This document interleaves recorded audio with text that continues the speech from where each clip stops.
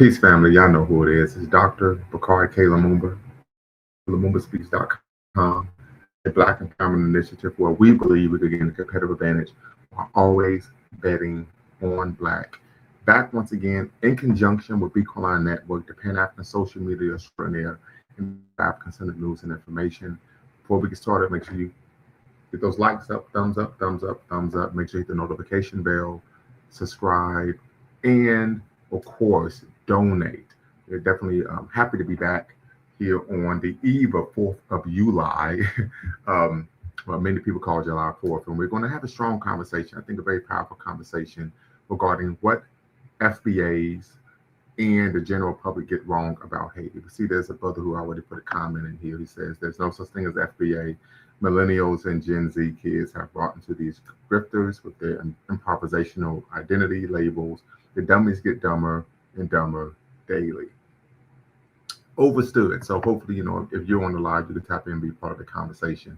But once again, family, if you're watching, make sure you like, subscribe, share, thumbs up, and donate. You're watching LumumbaSpeaks.com, a Black Empowerment Initiative where we believe we can gain a competitive advantage by always betting on Black, in conjunction, of course, with Beacon Network, the Pan-African social media extraordinaire, and the home of African-centered news and information. So very quickly, family, Black History Fact. We know we always drop today's Black History Facts, but today's Black History Fact was yesterday, July 2nd. Many of you may be unaware that, of course, July 2nd is the birthday of three, of course, great Black men.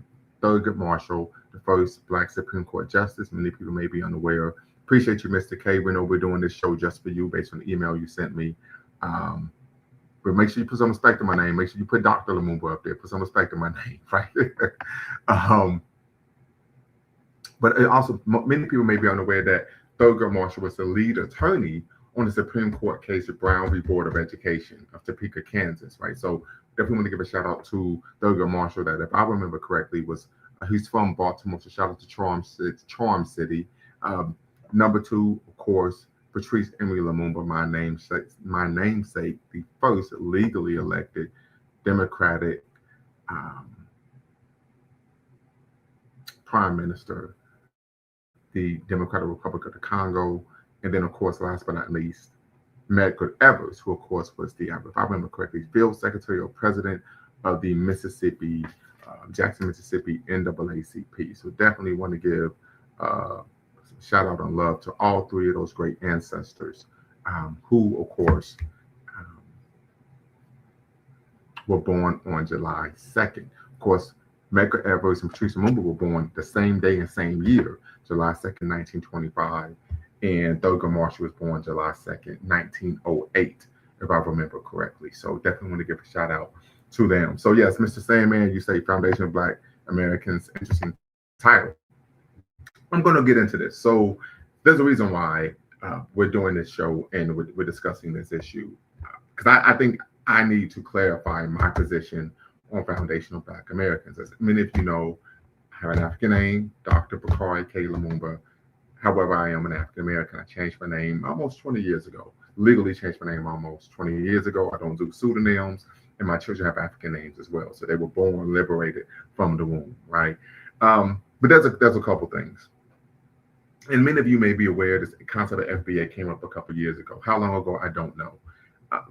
But I just think I need to clarify my position and why. And part of this, because I've had some exchanges via the YouTube streets where individuals identify as such. And one of the critiques that I received was, well, Pan-Africanists have a very strong critique of FBAs, but typically don't have that same energy for Black immigrants. I can't speak to that because that's not my experience. What I will say is, as a Pan-Africanist, one of the reasons I have such a strong critique of foundational Black Americans, individuals that call themselves as such, or even ADOS, is because of a number of reasons. One, they are, what I've experienced, it's just my experience, I can't speak for a macro level, but my experience, my interactions, they promote misinformation. Everyone I've come in contact with has consistently pushed information regarding Black history.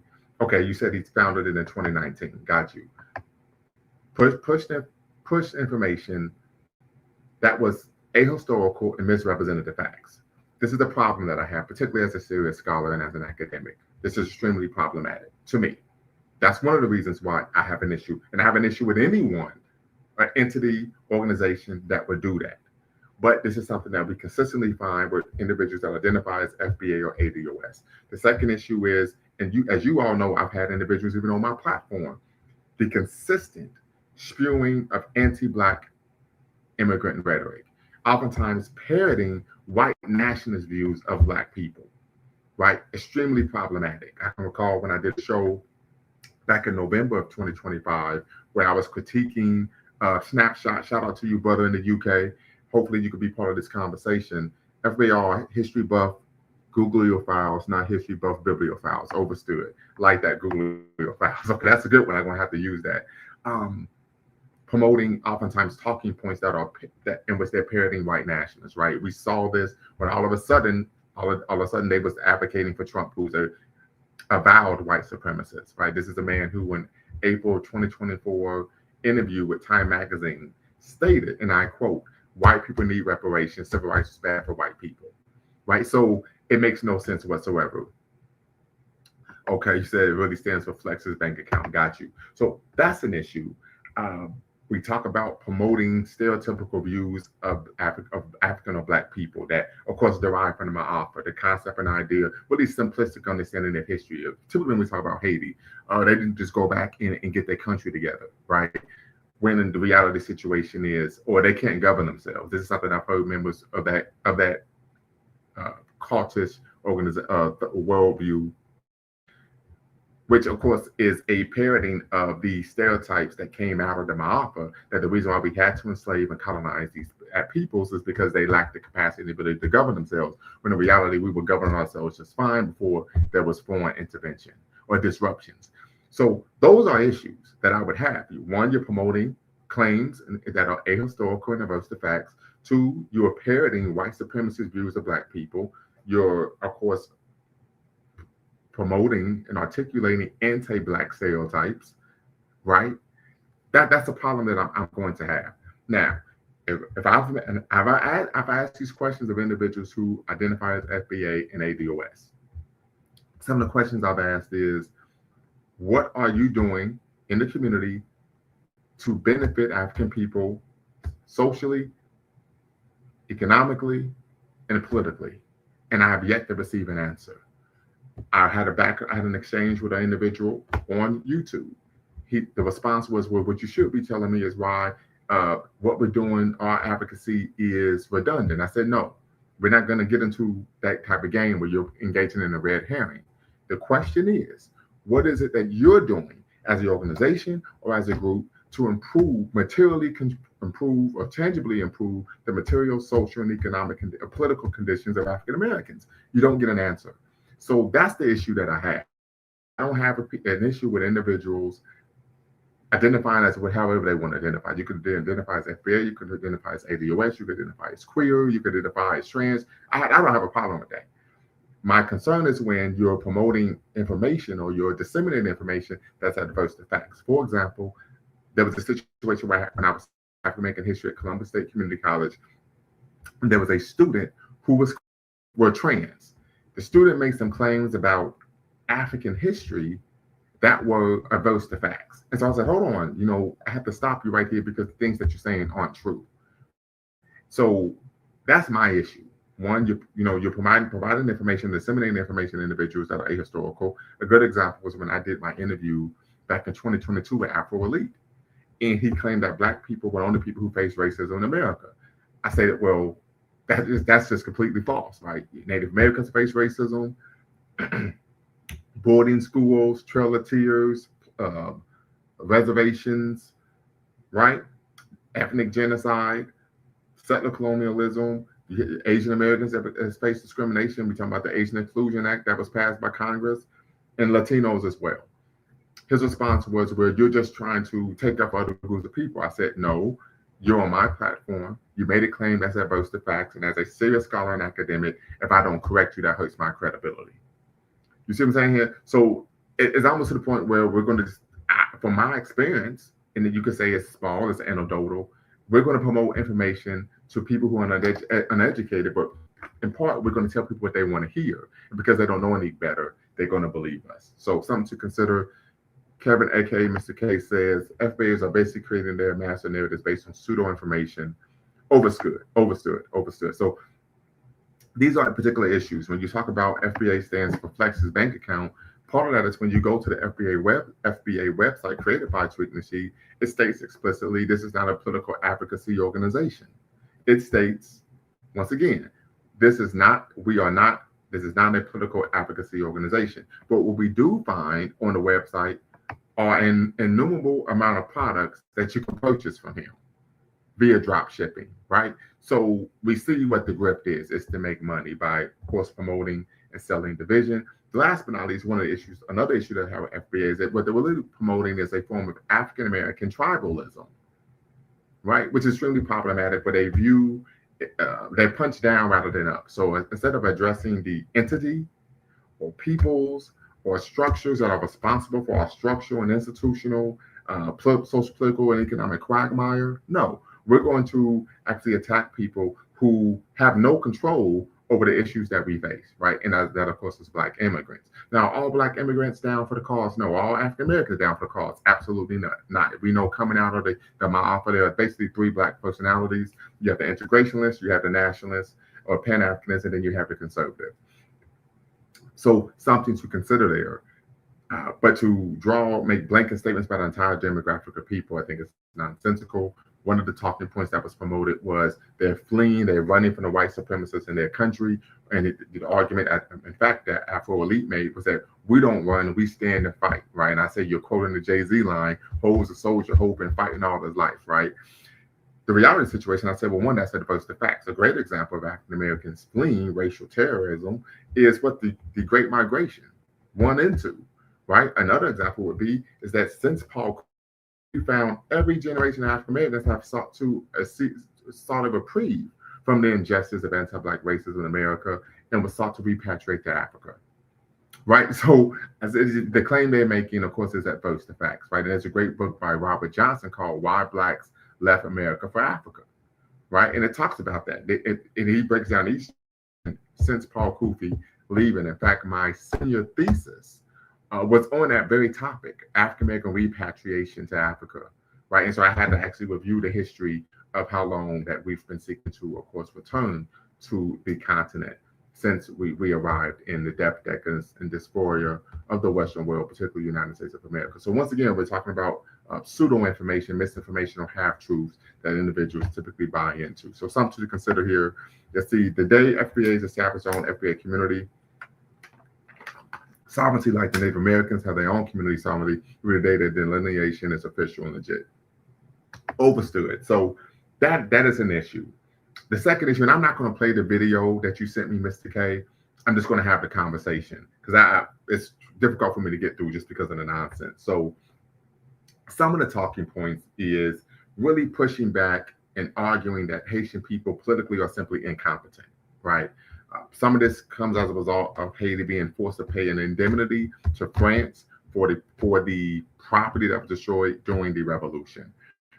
When I watched the video, the sister, I think somebody said that she's either the daughter or daughter-in-law of Judge Joe Brown. She talked about that it was nonsensical, right? They defeated the French. We know they didn't just beat the French, they beat the French, the British, and the Spanish in succession, and then the French again. But they capitulated that demand by the French imperialists as a result of facing gunboat diplomacy. So what do we mean by that? That means when you're dealing with imperial power, they show up in bad faith with naval ships, with naval warships pointed towards the capital and say, if you do not sign this, we're going to blow you to kingdom come, right? That is where that came from. So context would matter. This was not something done because they were simply incompetent. This was something that was signed under duress, right? Something to consider. The second issue, when we talk about some of the contemporary issues in Haiti, we have to go back and look at history. The fact that after Haiti, of course, gained their independence, claimed their independence, 1 January, 1804, the world, particularly the Western powers, refused to buy, sell, or trade with Haiti. So even though Haiti at the time, at the start of the revolution, was known as the Pearl of the Caribbean, it was the wealthiest colony in the Western world, right? Many of you may be unaware of that, but that is the reality. They had goods and products that they could not sell on the global market. We're done trying. We're done. Stop trying to sell us on you. I don't know what you mean by that. Tap in, be part of the conversation. The link is in the description. I'll put the link in the chat as well. But before we get the conversation started, I want to make sure we go with some of the ground rules here at Lumumba Speaks. So, number one, many of you may be unaware. This is your first time tapping in. But a couple of things that we're going to cover here at Lumumba Speaks in terms of how we do things and how we run, of course, our operation. So diversity of thought is welcome. You can tap in, be part of the conversation, irrespective if you're on the left, you're on the right, or you're right down the middle. You're here to we can have that conversation. We believe that, of course, one of the ways you grow and develop holistically is by having your views challenged. Number two, no racial epithets of any kind, no epithets of any kind. This is a space of Black empowerment. We believe in 3 ends of Black power: self-respect, self-defense, and of course, self-determination. Number three, facts over feelings. Okay, so if you disagree with someone, you attack the argument, not the person. This isn't junior highs. We're not going to engage in sophomorish antics or behavior. You attack the argument, not the person. This is how you have an actual intellectually honest conversation. And then number four, last but not least, no fundamentally false statements. So if you disagree, right, you can provide your opinion, but you can't make a claim that is patently false. For example, if you were to state you believe LeBron James is the greatest basketball player ever, but your state is because Michael Jordan only won 2 scoring titles or 2 championships, that would be a fundamentally false statement. And I'm going to pull up like the Sandman from Showtime at the Apollo, and I will have to correct you. And last but not least, our mission is neither to exonerate or vilify, but to challenge conventional wisdom and re-examine what has previously been accepted as fact. So, links in the description. I am the storm. You're more than welcome to tap in and be part of the convo. Very quickly, you do not have to cam up to be part of the conversation. So just want to make you aware, you do not have to turn your camera on to be part of the conversation. And you can use a pseudonym to protect your identity. I have no problem with that. I understand for many of us, we have jobs, and oftentimes discussing hot button political topics can, of course, cause issues for one's livelihood, right? So don't want to get anyone in trouble. You can, of course, keep your camera off and use a pseudonym. So yes, classic case of the West, weaponizing their foreign policy against the global South, Haiti included. Yes, very much so. This is something that took place, right? That really put Haiti on a position, of course, unfortunate poverty. Second issue would be in the 1880s, right? The United States stealing gold from the Haitian National Treasury and then putting it in the bank in New York City, right? These are issues that took place that, of course, the general public are unaware of. That plays a role in the condition that Haiti is in today. We talk about the U.S. occupation of Haiti by the 1915 to 1934. We're talking about the system of forced labor. We're looking at, of course, them killing off the local population, dropping bombs on entire villages, deleting over 15,000, maiming tens of thousands or hundreds of thousands, and then also restructuring the Haitian economy from being independent and self-sufficient to being dependent on U.S. Multinational corporations and rewriting the Haitian Constitution. All these things took place within that 19-year period of U.S. occupation. So these are things that have played a role. Then we move forward with Papa Doc and Baby Doc. We know that these were, of course, autocratic dictators.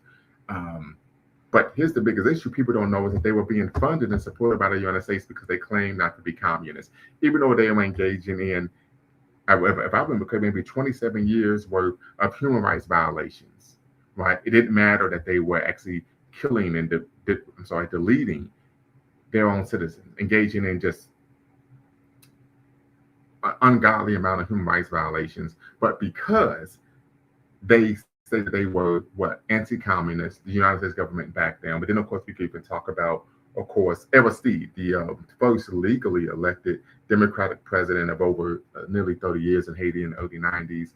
And because he was making, of course, a number of social reforms and economic reforms, of course, there was a coup led by um, the head of the United States, head of the Haitian military, Raoul Cedras, right, to remove, of course, Aristide from power.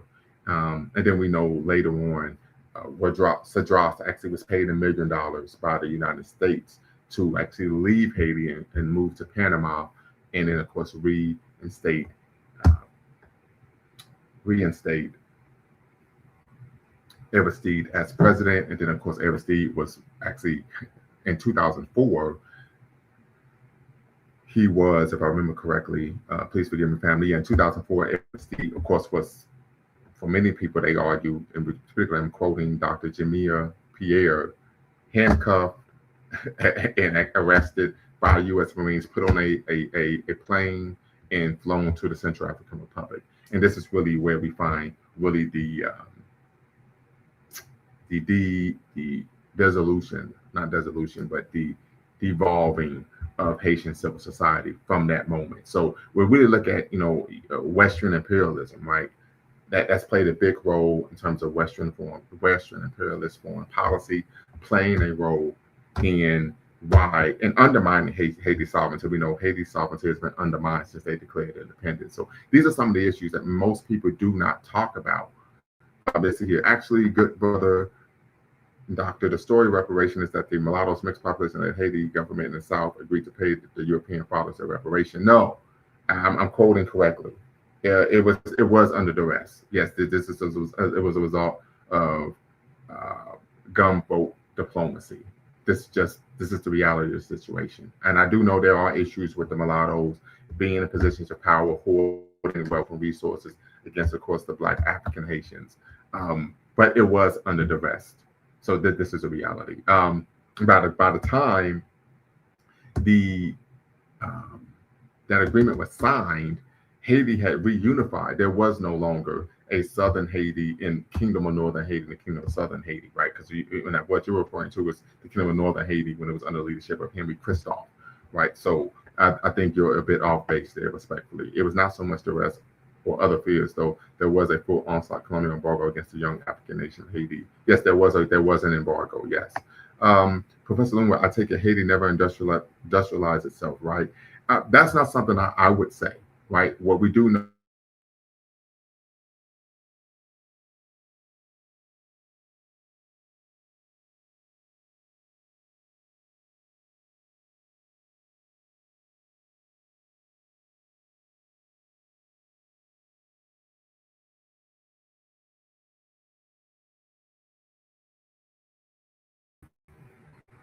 My apologies, family. You're having some technical difficulties. So one of the things that we do find is Haiti, of course, was not on the level of industrialization that we're accustomed to here in the Western world today, right? We talk about in the mid 1800s, much of the world was still seeking to industrialize, right?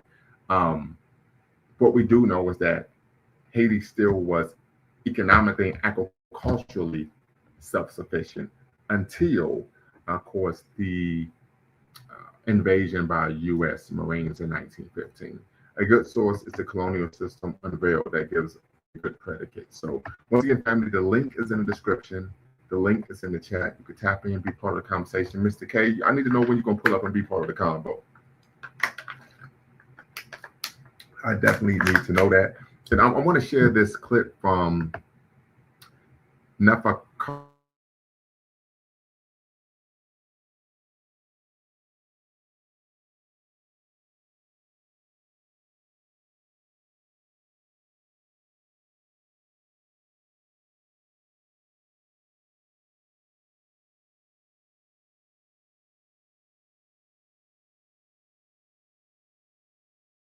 Yeah, I'm having some technical difficulties.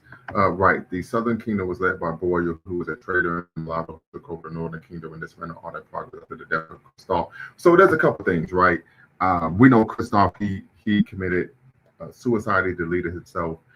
So, and of course, one of the issues that a lot of people had, this is after, of course, Dessalines was assassinated, was in the North, they reinstalled the agricultural system, right? The plantation labor system, right? And so, and if you was in Haiti post independence, you basically had two jobs. You could be either a soldier or you would be an agricultural worker or laborer. And so, of course, if I remember the literature I read, individuals are getting up maybe 3, 4 in the morning, right, working, and then by noon or 1 o'clock they were done with the day's work. And so many felt that they simply were engaging in, once again, the same type of enslavement or labor system that existed prior to, of course, the revolution and independence. But if you're referring to Boyer, if I remember correctly, but he was not the one who actually signed the a payment agreement with France, the indemnity. But once again, it was due as a result to gunboat diplomacy. So something to consider. And of course, you were, matter of fact, when you stated that there was a colonial embargo against Haiti. So something to once again consider, because at the time, all of the nation states, colonialism was in its throes. Well, not fully in its throes, but the world economy, of course, was shaped by, of course, Western imperialism and, of course, chattel enslavement. Haiti is on the prohibited travel list in the UK. Is the same for the USA. I would like to visit this. Yes, it's same for the United States. So this is another great point, because one of the things they're arguing, and we're seeing this from, of course, MAGA Republicans, but even FBA and ADOS, is the argument that Haiti isn't any more dangerous than Memphis or any other city where there's known for being violence in the United States. And I always tell people, one of the differences, you're not prohibited from flying to those cities, right? Per, FAA, right? It's not on the prohibited travel list not to go to Detroit or Memphis or St. Louis, right? And so that is an issue to consider. The second issue, when people talk about the nation state of Haiti being ran by gangs, that is a bit of a falsehood, right? It's not a bit of a falsehood. It is a falsehood. The reality of the situation is these are paramilitary organizations from which they are being armed with semi-automatic and automatic machine guns, right? And these weapons are being smuggled in, right, by imperialists. And part of the research that we found, now I might even, if I have an opportunity, an article written by Dr. Jamila Pierre, where she talks about why these weapons are being smuggled in, where the gangs are engaging in this type of violence, right? And they're not doing this to the wealthy who live in the suburbs of Port-au-Prince, up in the hills, right? They're doing this to individuals who are poor, and this is a result of multinational corporations wanting to actually clear those areas out to build factories, right? So it goes much deeper, right? So when people say, "Oh, you should just go there and fight back," well, one, they don't manufacture any weapons in Haiti, right? And as we know, it's very easy to foment violence, civil unrest with people who are poor, right, and undereducated. And we find this in the United States amongst our people on a regular basis, right? Same thing happening in Haiti. Now, personally, as a Pan-Africanist, I want to see Haiti be great. I want Haiti to be great again. But I also am aware that many of the talking points that people provide regarding Haiti and what needs to be done are surface level at best, right? You could send all of the brightest minds of the Haitian diaspora to Haiti. It's not going to change the fact that we have Western imperialist nations undermining Haiti's sovereignty. It's not going to change that. One of the reasons why there was a coup that was supported by the CIA, right, of Aristide, is because Aristide was not willing to pay to be the he was not willing to do the bidding of American economic imperialism. He wasn't willing to play ball with Western companies. And that was one of the reasons why the United States supported the coup. And we know this because the SIN, which was supposed to be an intelligence agency in Haiti, was funded by the CIA. And they were the ones who not only supported the coup by the head of the commander of the armed forces in Haiti, but they also were engaging in drug trafficking and terrorizing supporters of Aristide after the coup removed him from office in the early 90s. This is all historically factual. These are all things that you can do an actual in-depth research on and find to be true, right? This isn't a situation in which, oh man, the situation is they just can't handle their business. They don't know how to govern themselves. No, their sovereignty is being undermined, right? This would be analogous to, let's say a man is in his home, he has a family, and let's say the man is married and he has 3, 4, 5 children, and the children are misbehaving, they won't do what he tells them, and then we find out that what the reality situation is, there are individuals, just say at the school, we just use the school for an example, who are paying the top dollar to undermine their father's authority because the father's promoting black radicalism or pan-Africanism. This is analogous to what's happening in Haiti. The second issue is that we find that the Western world has always wanted to punish Haiti as an example of what would happen to African people if you ever had the gumption, the unmitigated gall, the temerity to want to what be independent and self-liberating. So we have to realize that as well. So let's see here. Two key aspects. One under Henry Christophe the French, who came and asked, demanded reparation for judge, condemned, unalived, and imprisoned, while those Frenchmen were well received and dined. The FBA is also uneducated on the pragmatism of the military-industrial complex by U.S. imperialism. So I would ask you this: can you provide me an example of where you received this information? So you're making a claim here. Can you let me know where did you get this information? And we can have a conversation with Southern Kingdom leaders. I love what you are distilling. However, the issue of reparations is very important because it underscores the revolution. I would agree with you. I agree that it underscores the revolution. Absolutely. Absolutely, 100%. But I know where you're getting that information from. 100%. Mr. Sandman, shout out to the 215. You know, saying your boy Boots Ennis really showed up and held it down. That he was, of course, the Broad Street bully, but he got to tighten up that defense, stop being lazy, because when he fights better guys, he needs to be focused all the way through if he's going to be an ATG. Very quickly, a quick Google search will tell you that Jean-Pierre Boyer, he was president of Haiti who signed the agreement. Yes, he sure was, under the threat of French naval attack. That's what I said. It was due to what? Gunboat diplomacy. So we're actually on the same page. Mr. Sandman, what's the word? Hey, what's the word? Can you hear me? I hear you just fine. Oh, great.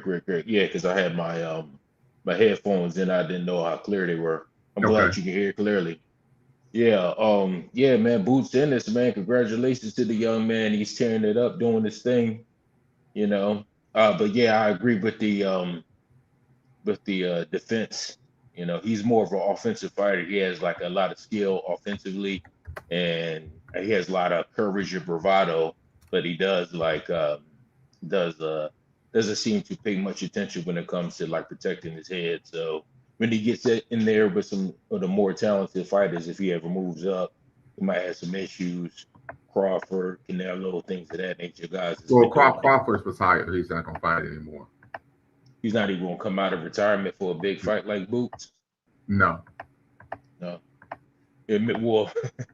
what about your man? Wait, Mayweather. He said he's coming out of retirement. Mayweather's almost 50 years old. That's not going to happen.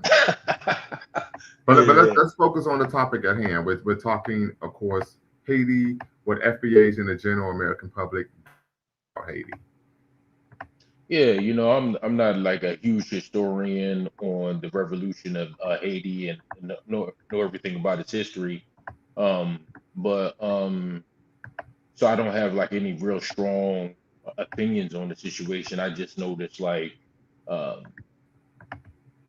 did it come about? So some of the things that comes to mind when we talk about this particular subject makes me think about how did the French, I don't know how to say this without making it too offensive.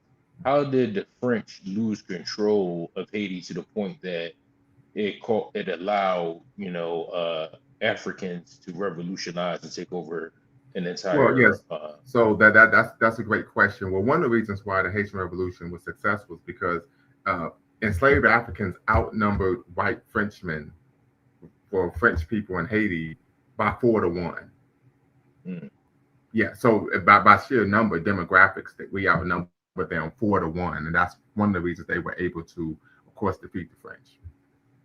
Okay, so and that was one of the differences regarding why the revolution was successful in Haiti and why many revolutions in the United States were not successful. If I remember correctly, there was only 2 states in which enslaved Africans and their descendants outnumbered whites, and that was Mississippi and South Carolina. Every other state, we were outnumbered sometimes 3-1, 4-1, 5-1. Mm-hmm. Right. So the reason was, of course, not, and also it was the military brilliance of course, the Santla Overture, right, and of course, guerrilla warfare tactics as well. and of course the practice of scorched earth. So those things played a role in why they were able to defeat Napoleon, who was considered at the time to be the greatest military mind of the day. Right. Yeah, because Europeans are known for being uh, into warmongers, and you just notice like all the history of all of the wars that have happened on the continent of Europe. You Yes. wonder like how they And, allowed.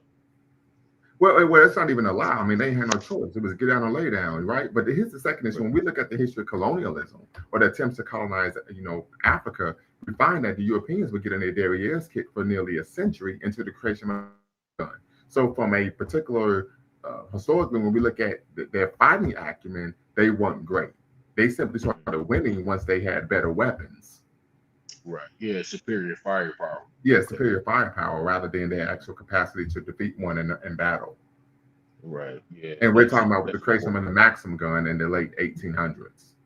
Yeah, the Gatling gun is like a rudimentary machine gun, so to speak. Yeah, the Maxim gun. That's very quickly, Mr. K.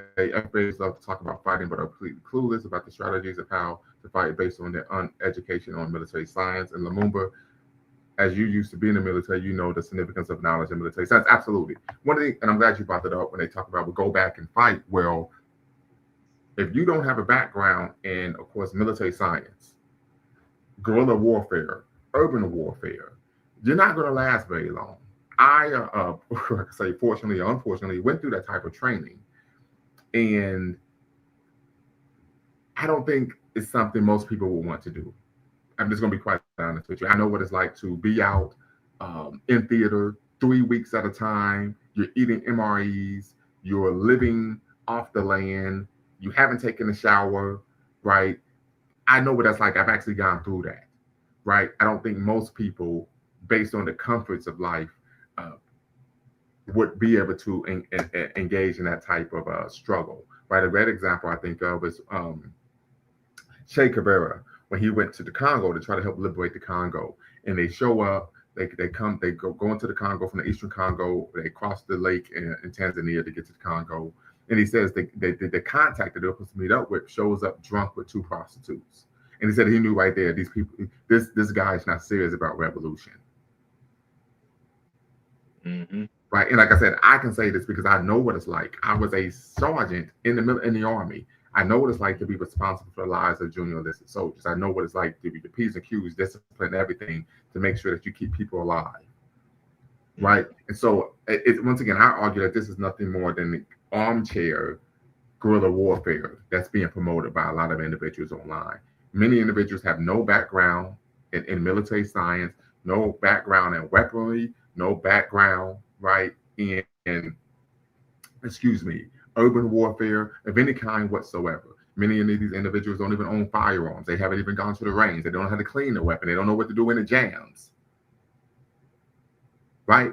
But of course, the rhetoric, of course, is being promoted as to really, and part of it is to try to say that we're better than you because, of course, we have American passport, right? American nationality. But uh, these are the issues that I have, right? But once again, we're talking what FBAs and the general public get wrong about Haiti. Another thing that we find being promoted is this concept of Haitians bringing HIV/AIDS to, of course, the United States. We know that historically, HIV/AIDS. The argument was that a monkey bit somebody on the butt in Africa, and this is how AIDS was created. We know that's absolutely nonsensical. There is significant documentation to suggest or aver that HIV/AIDS was created in a laboratory by the United States government. We're talking about the chemical weapons depot, I believe, in Maryland, USA. I would argue, and there have been some studies to show that, of course, HIV/AIDS was brought to Haiti by outsiders, and many consider outsiders to be, of course, members of United States foreign intelligence. So, hoodoo in Louisiana, voodoo. What say you? Hey, What is the good? Happy Pan African Friday to you.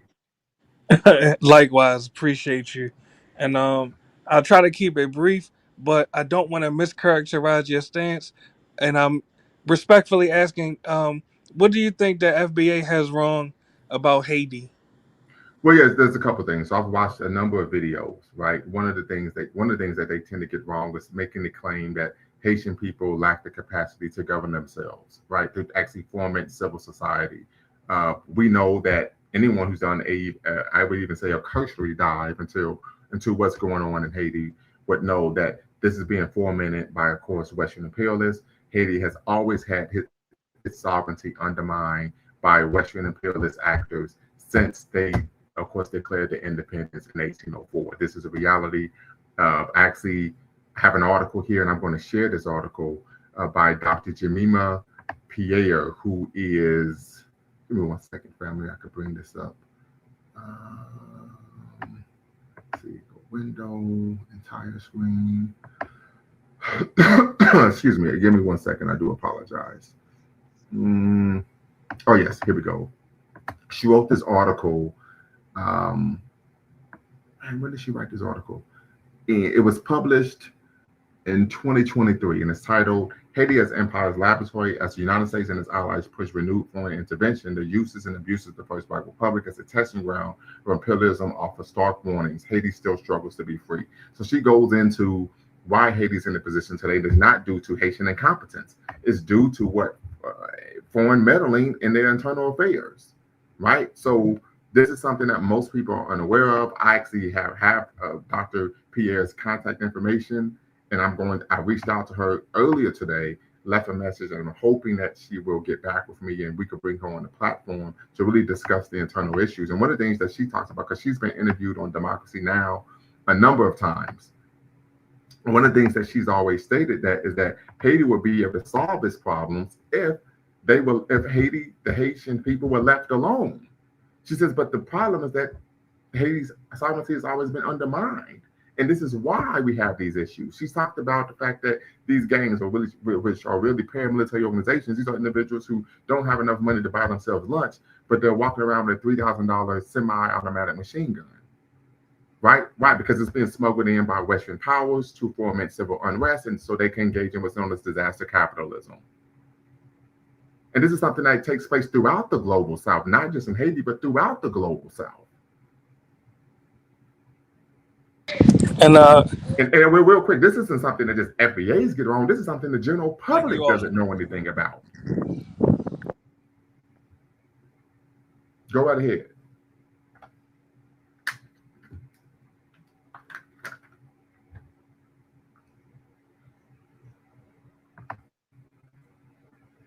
my bad, my signal went out. I hope I didn't cut you off. Did I cut you off, brother? No. The only thing I said was this is not something that simply FBAs or ADOS get wrong. This is something the general American public doesn't know about, right? Because, of course, you're not going to hear about this on CBS, CNN, or MSNBC. You have to go to Democracy Now! Or Al Jazeera TV, or be plugged in the way I am to where you know scholars who do this type of independent research. So this is something that people in general don't know about. My issue and concern is when we have Black people promoting misinformation about Black people.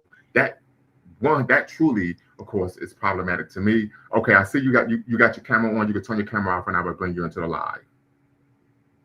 Very good. Yes, and so yes, I agree with you there, Mr. K. I would agree. Yes, this is something that I was able to learn when I was in undergrad. That, of course, part of the advantage was they went through an industrial revolution. We did not. That allowed them to develop better weapons, particularly to engage in their imperialistic machinations. And we know the industrial revolution was funded by what? The enslavement of course, African peoples. Hoodoo, Voodoo, Louisiana. What say you? Yes, sir. Yes, sir. And I'll try to keep it brief because I see it's another guest on the panel. But if your argument is that Haiti is continuously undermined, pardon me, by foreign nations, I won't even argue with you on that. But I will say that Haiti's inability to defend themselves against against these foreign nations is an indication that Haiti is incompetent, is I think the word that you use, when it comes to defending themselves. Well, Because I'll would tell you, disagree. well, I'm going let to me tell say you one why. sentence and I'll pass the mic, please. Go I'll right tell ahead. you one sentence.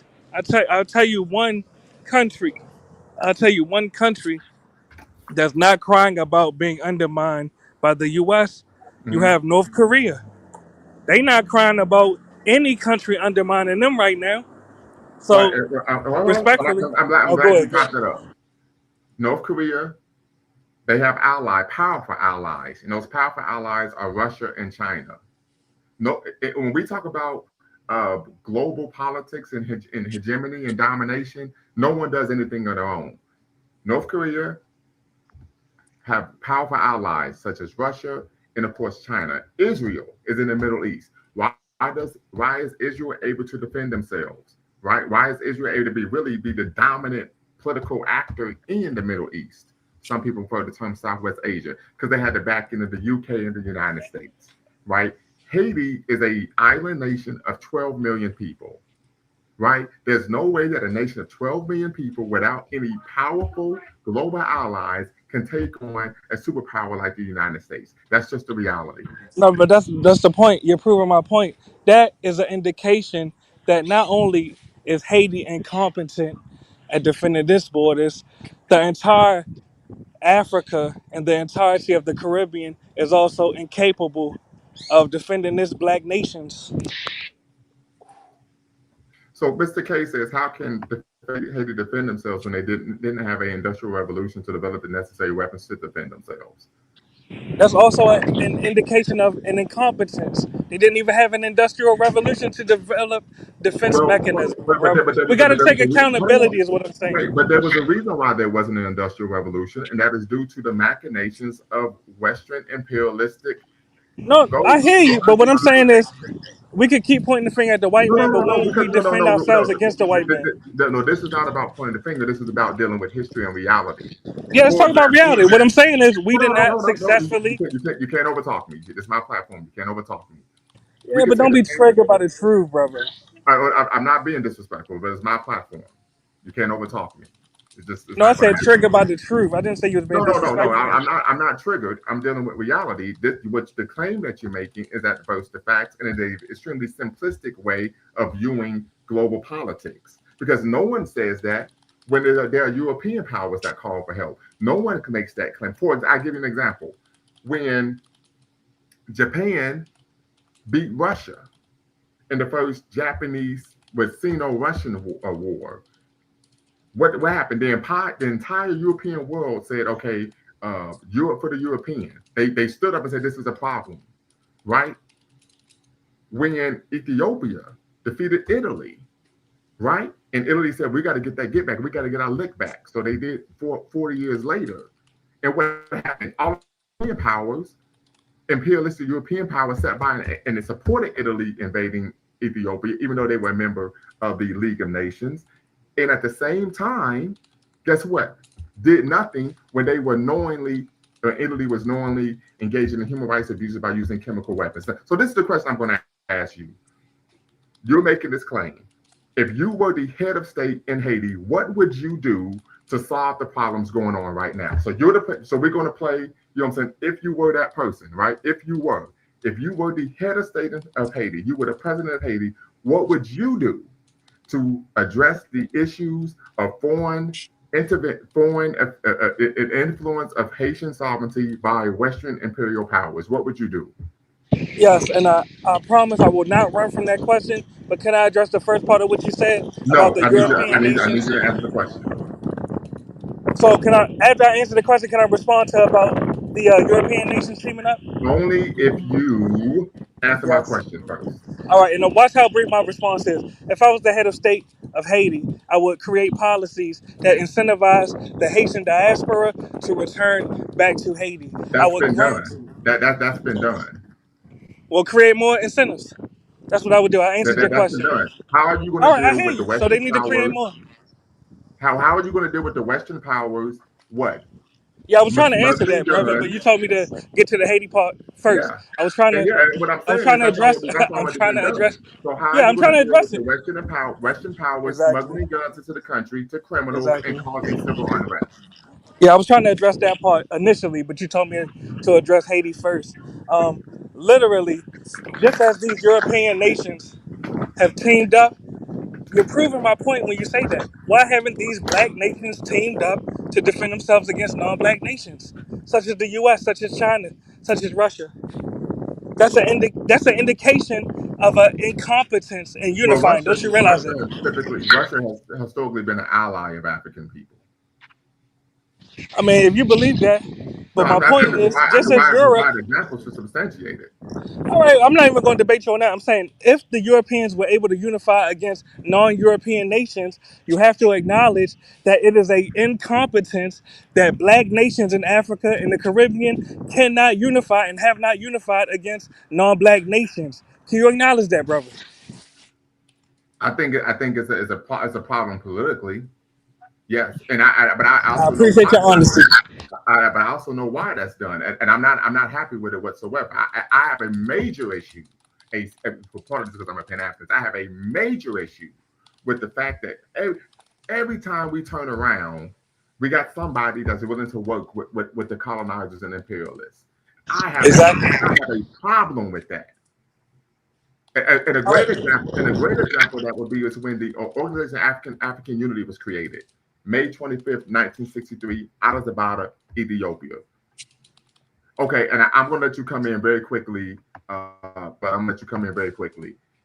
There was a couple of groups, right? One group was the Casablanca group that consisted of Kwame Nkrumah. Say, listen, we need to unify Africa, we need to hold it down, we need to have African Union, and we need to make sure that we protect ourselves. Da, da, da. Then you had another group who said, well, hold on now, you know, well, maybe we need to develop amicable relations with these colonizers because they were benefiting from it financially, right? And so there are three identities that come out of the Ma'afa. That is the integrationist, the nationalist, and the conservative. I don't want to mispronounce your name, but you could go right ahead. Okay. Can you hear me? Yes, Excellent. Okay. Well, hey, thanks for having me on your broadcast today. I appreciate that. no You problem. actually, you're a good brother. I enjoy your broadcast. This is actually my second time speaking on the internet because I don't like to do that. I would rather much stay in the chat and with some sources, Hmm. evidently. Which I'm gonna drop a couple of links here, a couple of books and article where you can. Dr. Buchanan, where you can review this issue of reparation because the reason why in the chat I was adamant on I stayed on that topic and I was willing to, I wouldn't let it go is because this issue of reparation is central as to why a revolution even happened and as to why revolutions continue to happen all across the globe against the colonizers because the black man has never not thought twice about defending himself, and furthermore, continue to defend himself and not negotiate with an enemy who he knows is constantly at war with him. So this issue goes going back to Haiti, going back to those African slaves who decided to revolt against the French. They knew time and time again that this issue of negotiation could not be reached without bloody and ongoing perpetual warfare because they knew they saw many of them because remember many of those guys fought in the American Revolution. Many do you agree with that? I don't know if you under Well, if wait, you you're saying Haitians? Yes, Haitians fought. You remember in Savannah, Georgia? If you go to Savannah, there are statues of slaves brought over by the French who were helping the American colonizer establish the United States of America, this experiment. Okay, yeah, So I'm familiar with that. yes, so those slaves were young and they were Well, they real were quick, we prefer to term enslaved Africans rather than calling, I guess. yes, and thank you. I appreciate no, thank you for that correction. That's exactly right. So these enslaved guys, they were young and they had been accustomed to fighting. Mhm. So by the time many of them decided to take up arms against the French colonizers, many of them were experienced, Yes. well read. They knew they learned how to read under the cover of darkness and so on and so forth, or the ones who were allowed to. Because remember, Haiti is a mix. It's a mixed group of people of the enslaved Africans and also the mulattoes who decided, okay, we're going to agree to fight these colonizers, the French, but the mulattoes were always, what do you call it, dancing around the issue of how far do they take this revolution. There Yeah, was, I'm sure, this is very true. I've read the literature. You're absolutely right there. Absolutely right. But are they so serious can you hear about me? fixing Haiti today, though? Uh-oh. Okay, can you say that? Can you answer that Yes. question Can you one hear more me? time? We hear you very well. Hello? You said Yeah. you said you need me to repeat the question? Can you hear me? Yeah, we hear you, brother. Oh, you can hear me. Okay, but Yeah. not sure if I can hear. Well, Okay, hold on, I'm wait. gonna keep going, and I'll just Voodoo look and at your face Louisiana to see Voodoo. if Well, anything real is quick, different. Okay, so real if quick. you can Just hear me, I'm hold gonna on, keep hold on, going. hold on. So yeah, Wait. oh, One mic. let me I see. want Man, what Voodoo and happened? Louisiana Voodoo to repeat his question. Hello. Yes, my question is, are Haitians, This is you. particularly Haitians in the What's going on diaspora, here? are they serious about fixing Haiti today? In my estimation, they are not. You in the show upgrading? Okay. And your estimation I is, don't know have what you it had any is. This is you. conversations with members of the Haitian diaspora? Definitely. Have you reviewed any Definitely. empirical research on the subject matter? I lost my volume. I Say, was hold on, say that listening. again. I missed what you said, brother.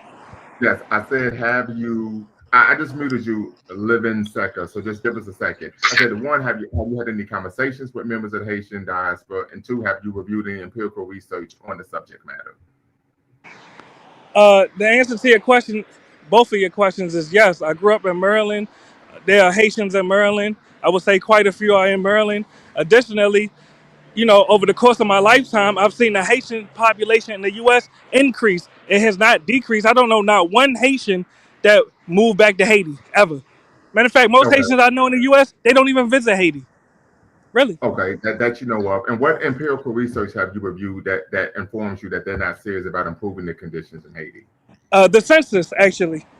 No, I said empirical research on the subject matter that they're not concerned with improving the conditions of Haiti. Well, if you're saying that they opinion-wise want to improve Haiti, that's debatable. But tangibly, they have left Haiti, and more of But them are leaving every day. I said empirical research. And You did you said hear my you said response? and I said the the census. census is an empirical research. The Actually, census it is. no that the empirical research means that there will be an actual study done in which members of the diaspora were interviewed regarding their views on what can be done to improve the conditions of the nation state of Haiti. That is actual empirical research. You're talking to someone who does empirical research. That's how I got my PhD. Exactly. So let's have a dialogue. The census is an indication that more Haitians have fled Haiti. They did not stay to fix it. Yeah. So And even if they claim, there's a allow me to reason say why. one sentence, please. Let's not be triggered. I'm not being Even triggered. if they claim, There's a reason why. Because of the violence that's being well, I fomented was trying to by answer that, brother. Western imperialists. Even Anybody if in their they right claim, mind, go. anybody in their right mind, if they are dealing with extreme violence in their neighborhood, is going to leave. That is a reality. No one's going to sit there and say Brother, you're that you proving have my people point. They left. They didn't fix it. They didn't solve what the problem. They ran away, brother. how you They not gotta dealing take with accountability. you're dealing with civilians who so you're Exactly. asking A civilians. nation is made up Hold on, of civilians, brother. listen. You're asking you're asking civilians, particularly individuals who are white collar professionals, to do what? Actually, Exactly. I want to answer that. Can I? hold on. I can't. I don't want to finish my comment. To take up arms against individuals who are being paid, trained, and funded and resourced by the CIA. That is absolutely ridiculous. And Brother, who have the no CIA background in fund. guerrilla I warfare. was trying to answer your question, brother. The CIA funded the crack epidemic in our communities. They don't give us a excuse to participate in it, right? And we did Checkmate. participate. What we did was people Okay, so moved we had to away. make things better, right? Yeah, people moved away. Okay, People so moved Haitians away. got to make Haiti better, brother. They don't Right. give us a excuse to And participate in what it, took place? right? Don't What be. took stop? Because you keep trying to cut me off. And what Okay, took so we place had to was make black things people. better, right? Hold on. Wait. Okay, so Haitians Wait. got to make. No, he has an echo. Go. Okay. And so what took place was particularly we had black flight, right? When the communities were being destroyed due to the crack epidemic, and I've talked about this before on my platform, the overwhelming majority of black people did not engage in the illicit use or selling of drugs. This is a reality. But black people left the neighborhoods. We can't. I can't. Matter of fact, my ex, she's from Cleveland. They used to live in the inner city of Cleveland, on the east side of Cleveland, in the Huff neighborhood, and they ended up moving to golly, what's the name of that town? It's the same city that Holly Berry lived, Bedford, Ohio. Holly Berry graduated from Bedford High School, southeast of Cleveland. It's a suburb, inner ring suburb. And she told me we ended up moving to Bedford because there was some shooting taking place one night. We wake up in the morning and there was a man that had been killed in our backyard. And our father said, "You know what, family, we're moving. This neighborhood is too dangerous for me to raise my children in." This is what reasonable people do.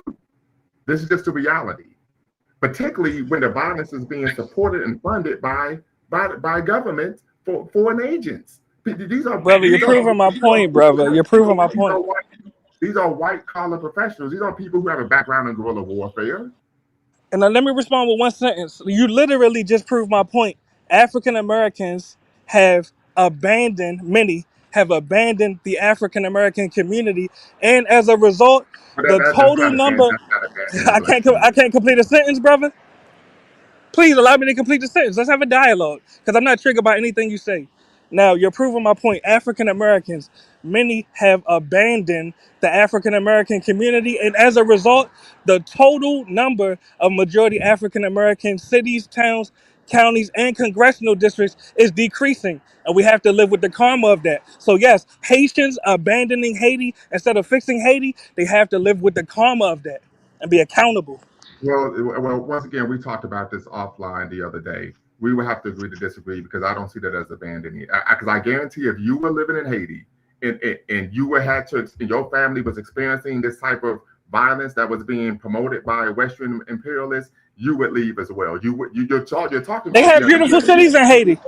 Have you heard of Camp Haitian? Yes. Once There are again, Haitians that are tamming up and showing their communities, brother. It's not all war torn, brother. once again, you Exactly. sound triggered. As you say, you sound triggered. If you Brother, were you cannot mischaracterize me. if you were if you were living in that environment, you would take the family on leave. I would move to a better city in Haiti. I would move to a better city in Haiti. That's what I would do. That's what you would do. I would fix my country. Live Nesca, go right ahead. We're going to give you a chance to jump back in. Yes, sir. Yes, sir. Okay. Can you hear me now? Yes. Okay, excellent. Okay, so real quick, I see the books that you mentioned. I actually have all of this literature that you talked about. Vengeance of the New World, Black Jacobins by Ciola James. I have this literature, so go right ahead. Okay, excellent. The last thing I just dropped is that article, which really goes hard into the reparation issue. Okay, so where I left off, I think I was talking about as to how the black man thinks twice about fighting and continuing the fight. So we don't quit the fight and we don't pay our colonizers just like that. Is that the last one I made before I got dropped off? Yeah, you had mentioned how the mulattoes were heeing and hawing about how far they should go in the revolution, but we really want to bring this forward to, of course, present day. Okay, cool. Yeah. Well, the issue is, okay, I'm going to say this last thing about reparation, and then we can get to present day. You can ask me whatever you want, or I can make any comment. So, can you hear me now? Oh boy. Yes, I hear you just fine. Okay, cool. The reparation issue is that there isn't sequence as to how things happen. So the delegation from France came and said, "Hey, you guys got to pay us for being free." So then the Haiti split in two at the time: the Northern Kingdom and the Southern Kingdom. So the Southern Kingdom, the delegation from France, when they arrive, they wine and dine them. They're talking to them, debating as to how they can go about paying them, and then the president of the Southern King, the king of the Southern Kingdom, who was a mulatto at the time, Alexander Pétion, although he was a revolutionary, but he still said, how can we agree to terms to pay you guys? But when they sent part of that delegation to the Northern Kingdom, what they did, what Christophe did. I know, but respectfully, you already went over all of this in the comments. Yeah, we want to talk about what's going on now. Okay, well, let me just say this.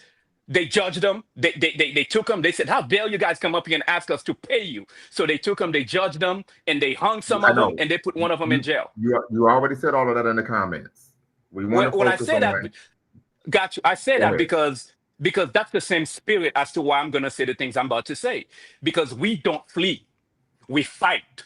So and you've already said that, Dr. Buchanan. You've already said if you were in Haiti, you would flee too. It's Dr. Lumumba. Dr. Lumumba. Oh, Dr. Okay, thank you, Dr. Lumumba. I appreciate that. Thank you. So, and at the beginning of your broadcast, you talked about how some, the Great Migration is, Listen, right now, if I'm living in a ghetto in an American ghetto that's inflicted upon black people in this country, in the United States of America, first thing I'm gonna do is get out of there so I can provide some safety and some provision for my family. I'm gonna go Right. to a different neighborhood.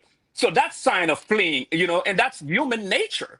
And W.E.B. Du Bois, he had to leave the country so he could go to where? Africa. And then Mm-hmm. from there, he wrote volumes, as to how nefarious, the American experience has been and Mm-hmm. incomplete for the Negro. So this fleeing thing, that's why I wanted to go back on the reparation. But now we're gonna move forward.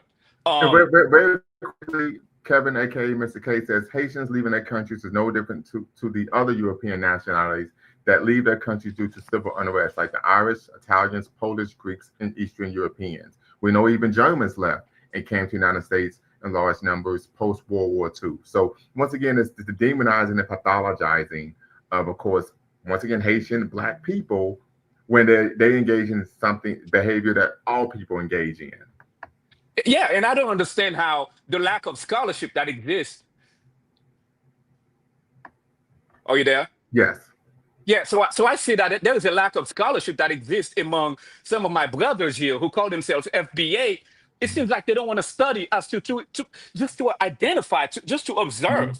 You don't Yeah, have to be a scholar to observe that and one everybody would run to save and their one lives. and one of the things he mentioned was, well, I would just move to another city, but what he doesn't know that when you're in Haiti, when you are a member, if you are take an oppositional position to the current or contemporary government, Oh they actually yeah, send people out. The police are used to track you down and delete you.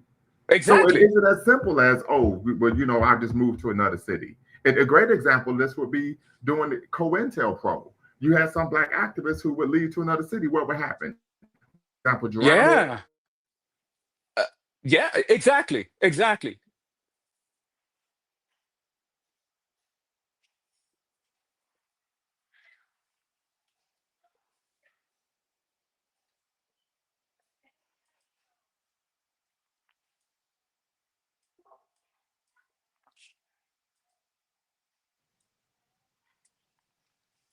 Are you there?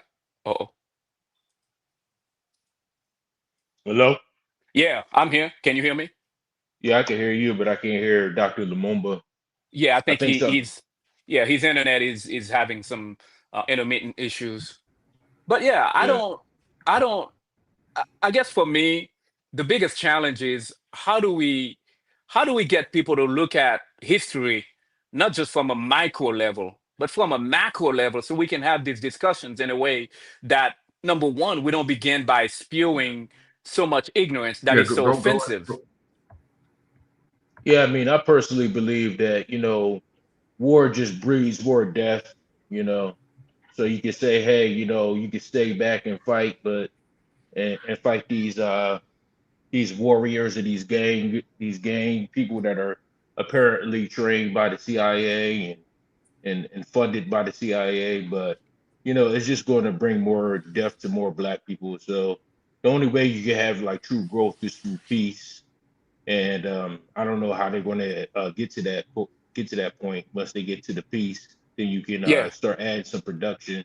A lot of times, you got to go through these times of strife to bring peace. But we'll Mhm. see who the victors of this situation is and how it can move forward. And hopefully, we can see brighter days for the Haitian people during our lifetimes. yeah, And I we agree see, with you. real Go quick, ahead. we see right here with Mr. Case that's also bearing in mind that not everyone is a freedom fighter. A lot of people are everyday, regular, hardworking people. It's the freedom fighters that it's not the freedom fighters that leave. It's the everyday, regular people, and that's something that I stated. And I was having some connection issues, but I mentioned Asada Shakur and of course Geronimo Pratt. Geronimo Pratt spent nearly 30 years in prison as a member of the Black Panther due to being a member of the Black Panther Yeah, Party due to COINTELPRO, and where the prosecutor had exculpatory evidence showing that he was innocent of the crime he had been committed. He wasn't even in the state of California at the time that the person was deleted, and they still took him to trial and found him guilty. He was sent to prison. So these are the type of things that happen. So what did Geronimo Pratt do when he finally was released from prison 28 years later? He left and moved to Tanzania. and This I is don't what blame people him. do, right? Because this is what happens. If you are advocating for actually truly sovereign Haiti, and the individuals in government want to do business with the colonizers because it enriches them personally, even though it's not to the benefit of the Haitian people, then what are they going to do? They're going to get rid of you. You could run to any city you want. They're going to find your black behind. So what do? You have to Yeah. get out the country. This happens all over the world. A great example was what took place with Saudi Arabia. There was a journalist who was a vocal critic of the Crown Prince. What did they do? He went to the embassy in Turkey and Istanbul, and what happened? They clapped that boy like Birdman and Clips. This is what happens. So, like I said, it's coming from a position of privilege when you can sit back and say, "But this is what you should do." And as I said, when he said, "Well, if you were president, I would create policies to bring back the Haitian diaspora," that's already taking place. But that doesn't address the fact that you have foreign Western imperialistic nations smuggling weapons into your country and paying people to engage in violence against the Haitian people. It doesn't address that issue. And this is the issue that when we talk about the crux of the issue, which is America, France, Canada, the United Nations, fomenting civil unrest, smuggling weapons, paying people to engage in violence. I said, how do you address that issue if you're the president of the country? They don't want to talk about that because they don't have any solutions. All they want to do is kick other black people when they're down and throw them under the bus.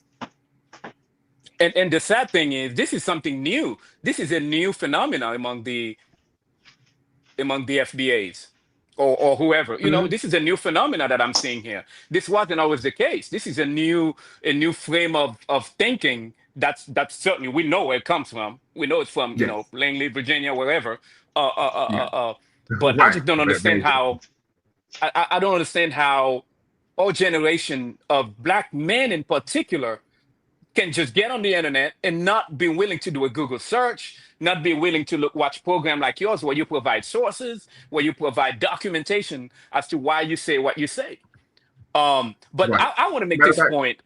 Go ahead. Well, go real ahead. quick, this is a good point. The brother says Kwame Ture. Yes, Kwame Ture. His birthday was just June 29th. So shout out to Kwame Ture. Of course, we know many people know him as Stokely Carmichael, but we want to reference, of course, reference his self-determination agency. He left the United States and went to Guinea because of COINTELPRO. When he found out they were after him, they were either going to delete him or throw him in prison on false charges. He got the French toes out of there. That's what people do. Go right ahead, brother.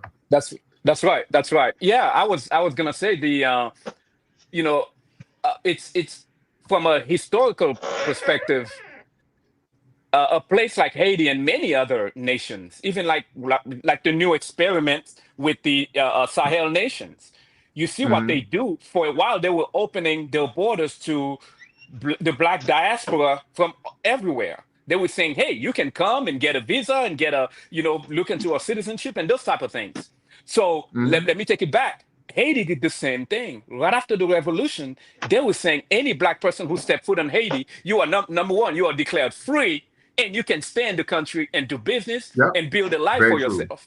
So I don't understand how this anti-blackness that comes about within us, within all people. When I say all people, within all black people all over the globe, is sudden, all of a sudden getting us to fight against each other when our natural spirit is to have peace, like the brother was saying earlier. We want to be at peace. Haiti want to be at peace. All these other nations want to be at peace. They just want to be left alone. But hey, like I said, the Haitian revolutionaries, they saw how evil this colonial system was. So they knew there was not going to be any negotiation with them. I rest my case. Yeah, absolutely. And like I said, the biggest issue is you're talking about everyday hardworking people. How are they going to fight against the machinations of Western imperialism, military aggression? It's not realistic, right? I talk about this all the time. We talk about American imperialism. When was the last time America went to war with a military power that was on equal footing? It was World War II, and it's because they were forced to. Typically, America they start in wars with people who they are bigger and badder than. That's just the reality. Right? When we talk about Ethiopia, the fact that they were able to defend their sovereignty in the Battle of Ottawa is because they had weapons that were being provided to them by Russia. Yep, that's right. That's right. You had to have an alliance. You see what I'm saying? So I said, you got to have somebody helping you out. You can't do it by yourself. But I said, when we talk about the global nature of Western imperialism, their policies have always worked to undermine and keep the global South poor and unable to defend their sovereignty. Exactly. And I give And you another example would be in Ghana. You mentioned the boys going to Ghana, right, at the request of what? Nkrumah. But then what took place? He had a Pan-African government. He's a Pan-African head of state. The CIA fomented a coup, because in a country, you always have someone who doesn't like who's in charge. That's just a reality, right? They paid them yeah, handsomely, trained them. And matter of fact, the imperial puppet for France, who was at the time the president of the Cote d'Ivoire, he actually had allowed the people to train, the CIA to train the individuals in his country. They go to Ghana and they get Nkrumah up out of there. And then guess what happens? The economy stops growing, even though it was growing at a small rate, but it was growing. And then what? They get them to take a bunch of loans from the World Bank and IMF, structural adjustment. They defund the loans, and now the West is right back in control of that African economy. You can't blame the everyday citizens in Ghana who are just hardworking people for what took place at the higher ranks of government. You can't do that. That's like blaming us for the decisions Trump is making, or blaming us for Obama supporting the invasion of Libya. yeah. Right? And It's like they don't understand the way these things actually work. no, they don't. They don't. And the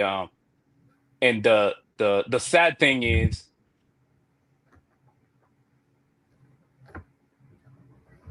Go right ahead, brother. yeah, the sad thing is they fail to realize that you have, as you said, you have to have an alliance, you have to have another partnership with another nation that can help you get weapons and help you with your Yeah. defense. But the fundamental issue that they neglect is that the black people have to ally with each other, starting on the fighting on that tribalism footing is an automatic defeat if we are going to go in the battlefield against an enemy who is perpetually at war with us. Mm-hmm. Yeah. And a lot of people, they don't understand it, or they don't care to understand. All they simply want is a better seat at master table. To see exactly, Dr. Lumumba, another thing that can be an advantage or disadvantage for a country against imperial force is the country's geographical location. Absolutely. Absolutely. This is a reality. So it's very simple to say, well, we're just incompetent, right? When you are not in the position to deal with the entities that are pushing back against our sovereignty, right? So when I was the director of a Black Culture Center at a predominantly white institution, every day I had to defend the work that we were doing with our Black students, while we were educating and teaching our students from an African perspective, and so on and so forth, right? But for someone, they can say, well, why don't you just go in there and say whatever you want? Well, that's not how things work in the real world, right? Exactly. So it's easy for someone to critique on the outside, but when you're in that room, I had to have scholarship to support why we created a Sahel Alliance with the Pan-African Studies program. We had to create scholarship to why we had the Sankofa initiative, where we were highlighting, the history of African intellectual brilliance with the Sankofa University of Sankore in Timbuktu, West Africa. And I had to tell them, because we don't want to promote miseducation and have students believe that in order to be intelligent, you have to basically be a pathological adjunct to white people, right? I had to break that down with scholarship. Wow. Right. And so, like I said, I'm someone who was in the military, right? Most countries do not have a military capacity to withstand a U.S., Great Britain, or Russian invasion. Even Ukraine, they're hanging on by the skin of their teeth. But why? Because they're receiving support from the United States government in terms of tanks, aircraft, drones, etc. If not, they just wouldn't have the capacity. Why? Because Russia is a far more powerful nation. They have all the natural resources that they need to self-sustain themselves. Ukraine doesn't. So as a result, you geographically, you don't have the capacity to do what other nations can. For example, and I might use a off-color sports remark, but some people may say, well, Shaq was better than Kobe, right? We're going to take it to sports, right? Because Shaq is able to just go in and dunk the ball whenever he wants. But Shaq was 7'1" and 325 pounds, right? It doesn't mean that Kobe's incompetent because he's not as physically dominant as Shaq. He doesn't have the capacity to do that because of what? He doesn't have the physiology of Shaquille O'Neal, right? So some countries aren't going to be able, they don't have the capacity to have the military strength of the United States or Canada or Western imperialist powers based on their size, geographical location, and demographic power. Yeah. Right. So Yeah. it's like I said, it's very extremely simplistic, right? Understanding of global politics and how it works. And one thing I wanna. But in hello, can you hear me? Yes. Yeah, in defense of what the other brother was saying, I think his name was Voodoo, Louisiana. What I think the Hmm. context is what he was getting at is as a unification because black people in the diaspora haven't, gained the military power to protect themselves like the Russians can protect, you know, uh, the Northern Koreans or how the Europeans can protect the Israelis or the Americans can Well, the protect the Israelis are able Israelis to against. protect themselves due to, hold on, the Israelis are able to protect themselves due to what? Western largesse. Right. Yeah. So that's at the end of the day, Israelis are just white people that moved to Israel, right? So at the end of the day, if we're black people that just moved to, the island of or the peninsula of Haiti, and we don't have Mhm. another African power who can provide them with weapons or provide them with the military support to make sure that other countries don't invade in their politics, then that at the end of the day, that is kind of a failure on our military strength No, I for disagree, planning. and I'm going to tell you why. Because in order to have the military power to resist foreign incursion, you also have to have a large war chest, meaning you have a extremely strong economy that can support you having a robust military budget, Yep. right? And part of Western imperialism is to prevent African and Black Caribbean nations from being economically independent. Yeah. You nailed it. Because these things are all connected. That's right. So one, you can't even purchase the weapons that you need. That's You yeah. see what I'm saying? You don't even have the money. Yep. Which is Right, and then hold on, and then who controls the global economy? The global north. So what is, and this happened with Ghana when Nkrumah was in office and he was taking part of the Ghanaian budget and using it to fund anti-colonial movements in African nations. What did the Western nations do? They started to manipulate the cost of cocoa on the global market because that was the leading export product for the Ghanaian government. Yeah. Right. So It's never goes, what would it's much deeper happen? than people think. Well, so what would happen if the African countries all unified and created their own currency and their own economic system apart from the Western dollar? Yeah. Yes. Now that would work. That took place in 2011 with Gaddafi, and what happened? mm-hmm. The Western nations, Exactly. those Western nations, France, UK, United Nations in America, made up a lie, sold it to the global public because Malcolm X said, the military, they put their propagandists, they make you think the innocent is guilty and the guilty is innocent, and went in there, killed him off, took control of all the resources, and now they have open air slave markets where Black Africans are being sold. But Gaddafi is an Arab, wasn't he? Yes, Yeah, sure, yes, sure. he was. However, but he was serious about promoting an African sovereignty, particularly economically. Right. So what Exactly. was He, his he, dollar going to be backed by? Was it going to be By gold. backed gold. by the By Arab? gold. It was the gold dinar. Yeah. The gold Yeah, this is from the something ground with from the African Union. He actually gave over 300, and I'm not a Gaddafi apologist, like you said, he was Arab, but he gave over yeah. over $300 million to the African Union. He was actually paying the yearly dues for many African nations to the African Union, so that it would have to be dependent on the European Union. Guess who primarily funds the African Union now? The European Union. The IMF. That's it. Yeah, let me say this.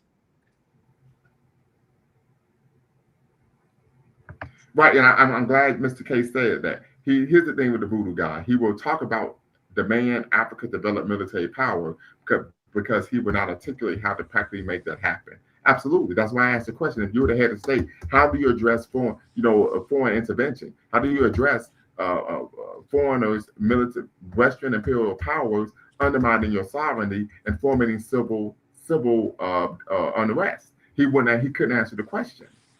Simply telling people who have PhDs and law degrees to come back home doesn't address that issue. Oh, When they're exactly. And that smuggling happens. weapons in your country. Exactly. And that happens all the time in all these different.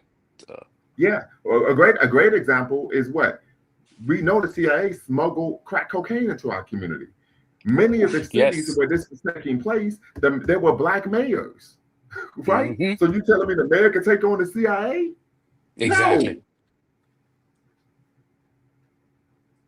Yeah. Let me say this about the point with the fighting issue. Go right ahead. Yeah, so about the fighting issue, about standing and fighting. I mean, we have countless example right now as to how that's happening. Of case in point, in the Sahel, they stand and fight. They don't just buy weapons from Russia or Turkey Hmm. or Iran. They get these weapons because they're able, as you said, Dr. Lumumba, they have the financial backing. You know, these guys are sitting on gold, uranium, all sorts of resources that where they can do that the Europeans they want, by the way, and all other Western nations want these resources. Um, Hmm. so they get these weapons, but did you not see what happened about a month and a half ago, where they were attacked by 12,000 troops, foreign troops, backed with drones and all sorts of military sophistication to take over Mali? Those Mm. guys, they stood up, they fought, and they repelled that. I mean, yeah, that's you can go online and look at it. That happened about a month ago. I mean, these things are Mm. happening right before our eyes, where these black men are standing up and fighting when they have parity. When they have that equalizer on the battlefield, as Francis Cress Welsing talks about, the great Mm. equalizer, in her thesis with the ISIS paper and all of that. When Absolutely. they're able to get the resources to fight, they stand and fight everywhere. The Black Panther, they fought. You know what I'm saying? Everywhere. We tried. So I wanted to make that point as to the fighting goes on globally when we have the resources to do that. We can unite and fight. That there is no Right. question about that. So No, anybody who raised actually, that point, yeah. I want to give another example that you speak to. Um, the second Italian Abyssinian War, right, Mm, took place right before the start of World War II. I remember yep. W.E. Du Bois, your boy, as you mentioned, held a hands-off Ethiopia rally in Harlem, 125th Street, and of Right. course Frederick Douglass, if I remember correctly. Hmm. There were African Americans who said, "Well, we are willing to enlist in the Ethiopian army." The United States government, so nope, you can't do that. Right. That's So, like I right. said, these things are much deeper than one would believe. Like I said, oftentimes these are surface level conversations that are being had. They aren't able to do a deeper dive. That's why I'm gonna try to get Dr. Jemima Pierre on here. I texted her, I called her, left a message because I said people just have no idea what's actually going on. It's not as simple as saying just come back into the neighborhood. Like, for example, I'm a PhD, right? I am Right. a higher education administrator by training, right? You could bring in 17 people who have PhDs and master's degrees and working hard working brothers and put them in a community that's being ran by criminals. But they got Uzis and Dracos and AR-15s. We're not going to stand a chance. Right. You know what I'm Exactly. saying? Because it's not that simple. Right, and what most people don't know is that typically in Haiti, because you've had corrupt heads of state who are being backed by the United States, it's not just that the person was corrupt, just like the Mobutu in the Congo, right? Hmm. These are individuals who are being backed and paid by the United States. You see what I'm saying? But a great Yep. example is in the United States, they have an issue with terrorist organizations. So they have an issue with Boko Haram and etc. But they didn't have an issue with the Lord's Resistance Army in Africa, who was engaging in the same terrorist behavior, but they didn't call them terrorist organization because what they were Christian. Because yep, they put that You label see on what I'm them. saying? That's You right. have to believe it. You can look this stuff up, the Lord's Resistance Army, right? So what tends to take place is whenever you have these type of individuals in black communities engaging in this type of warfare against black people, they're being backed by Western imperialist powers. Asada Shakur talked about this. She said after the Hmm. Civil Rights Black Power movement, we found ourselves having to fight against the drug dealers. Munster Man. Cody, in his book, The Autobiography of an LA Gang Member, he talked about when he got out of prison and he became a black nationalist and a Pan-Africanist, He said they found out that there were drug dealers in the community who were on the police officers' payroll. I mean, there is ways that you could take down those gangs in your community if you really wanted to. All you need is a Really? couple snipers. These gangs are being backed by the government. All you need is a couple snipers, some people to infiltrate the gang, Right, take out their guess what's leaders. going to happen? And guess what's happening? You're going to go to jail. They're going to arrest you and lock you up. Well, you just That's got to pay the what's gonna cops happen. off. You can't. The cops are the ones You got to paying pay the cops off. Sandman, that's absolutely ridiculous. Someone from Philadelphia, I expect something better. Boots English just put on the show where you can't be talking like that. The cops are the ones paying the people to engage in the behavior. What are you talking about? No, they're paying the cops. No, the cops are paying them. This is what I'm talking about. Asada Shakur talked about this in her autobiography. Right? So where the cops?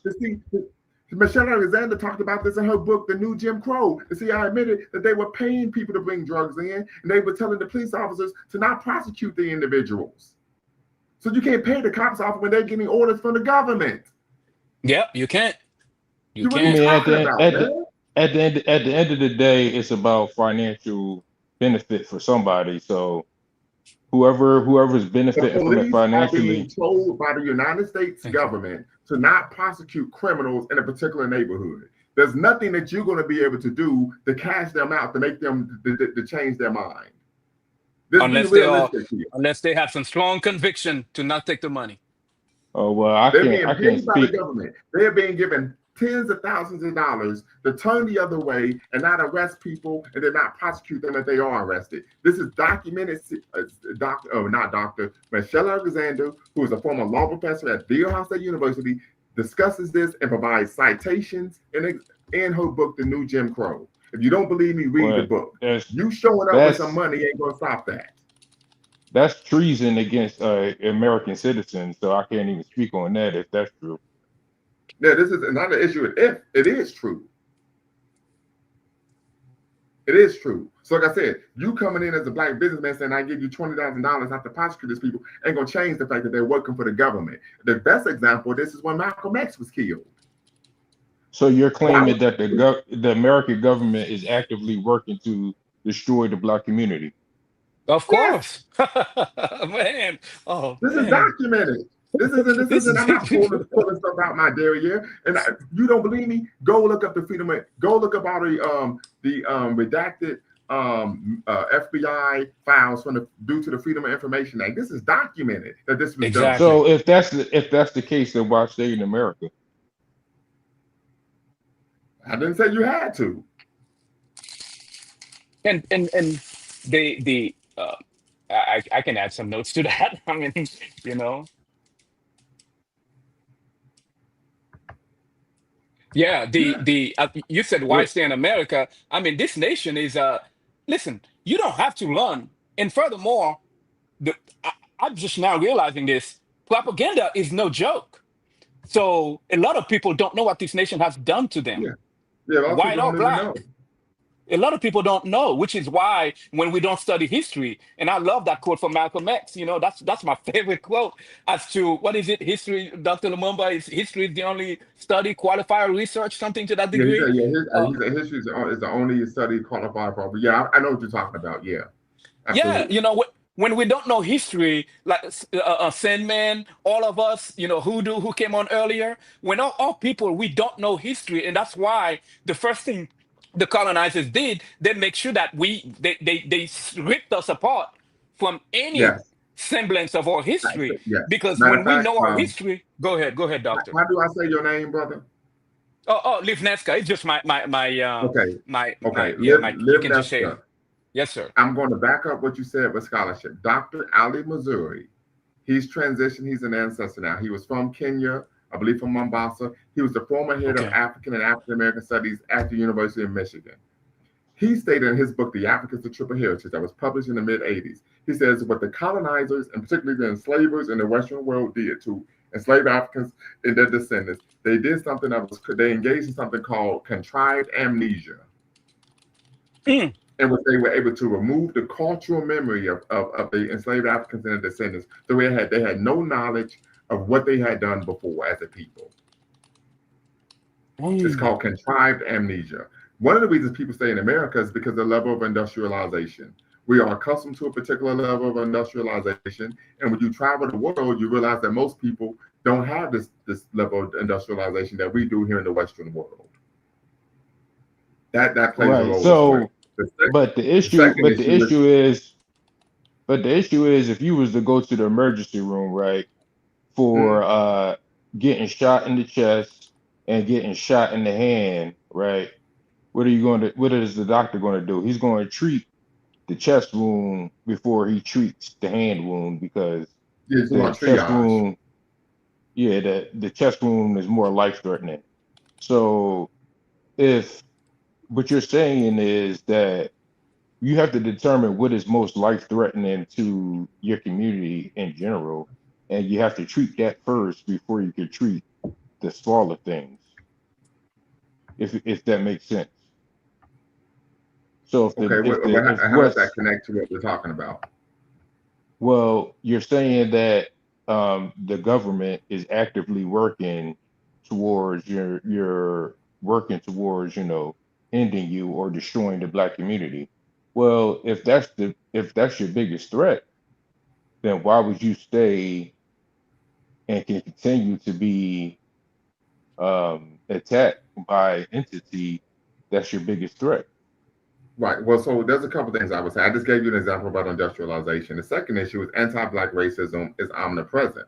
Everywhere you go in the world, Western imperialists are seeking to undermine African sovereignty. This is why Yep. Brother Jabril from Somalia, who's come on the show periodically, but he's more of an organizer than, of course, a talking head, talks about one of the goals of Pan-Africanism is to develop true African sovereignty. So it doesn't matter when you're in Kenya, you see the machinations of Western imperialists. I know because I got a brother that I worked out with the other day who told me he was in Kenya and he saw things going on. When I was in Ghana, same thing. When you go to Ethiopia, because white hegemony is global. So it doesn't matter where you are in the world, you're going to see the machinations of Western imperialism seeking to undermine their particular people's sovereignty so they control their economy. This is the reality of the situation. Okay, yeah. So where is the best place that you have to defend yourself against those attacks? I don't know. I say, I say, brother, I say the best place to defend yourself is to get to know your history, because from there you can have a launch pad anywhere. You can make alliances anywhere with any group of people that are willing to be part of this revolution. And the other thing I want to say is not everybody can flee, not everybody can run. Some of us cannot Yeah. afford to move across the street. How are we going Right. to move Yeah. outside I'm of the glad you mentioned. country? Yeah, I'm glad you mentioned that. Robert Johnson, in his book "Why Blacks Left America for Africa," he mentioned that far more African Americans would have left the United States, but they were hamstrung by poverty. This is a direct quote in his book. He mentions that there's a lot of people that left, but they just financially didn't have the capacity to do so. Yeah. But I mean, but the reality, we live in a world, and you should know this. And man, you come on my platform all the time. If you are advocating for true economic independence for African nations, you are going to be considered a threat to the Western imperialists. This is the reality. This is why scholars call it nominal or independence, or what they call flag independence, but not true economic and what political independence. Matter of fact, Yeah. somebody was on Twitter or X today, and they were talking about, but that don't make any sense. Why Haiti? Because somebody mentioned that the Congo was still colonized, and God said that's ridiculous. They gained their independence June of 1960. And I said, well, if you do any research, which obviously you haven't, you would know that the Belgians actually said that in order for us to heighten our control of the economy, it is better for us to allow them to gain nominal flag independence, so that therefore we can engage in our imperial machinations without the cost of running the colony. Wow. And I'm getting this information from the book Patrice Lumumba, Africa's Lost Leader. Right, so they I don't realize know. it would be beneficial. I believe that history is important, but you can't drive the car looking through the back window. Well, but it's not looking through the back window. We talk about Sankofa, the concept of Sankofa. Are you familiar with the concept of Sankofa, Sandman? No, I'm not. Okay, so Sankofa is an African concept. I actually have the Sankofa bird tattooed on the back of my neck, in which you have a bird that turns back and looks back, and it says in order to move forward, you have to understand the past, right? And what tends to happen, this happens a lot of, but a lot of Black people in terms of engaging in activism is the lack of understanding history. They're trying to recreate the wheel or trying to engage in actions and practices that didn't work in the past. You see what I'm saying here? So this is why it's important to understand history, right? People not understanding history is why people think Haitians just don't know how to govern themselves, or they think that, oh, they're just fleeing their country, or the fact that they're just incompetent and can't resist the military machinations of U.S. imperialism because they don't understand the history of what's actually going on. Also, we know that people who don't know history are easy to manipulate. If you don't believe me, take your Black behind to a church or a mosque or a synagogue. They misrepresent history all the time, and the people doting Christians just believe what they're saying because they don't understand history. They have no functional knowledge of history. This is very Yep. important. Yeah, I Give you another tended to example. like. When my son was Yeah, in school, some of the teachers would make claims about African people or Black people and enslaved Africans and descendants not resisting slavery. My son would pop up, that isn't true. I know this because I read this book, boom, boom, boom, boom, bow. But if not, if I wasn't educating my son at home and having him read scholarly literature as a young man, he would have believed that and been brainwashing to believing that whenever something positive happened for Black people, it was at the largesse of non-Black others. mhm. So it's Yeah, been I think socialized I for tended to.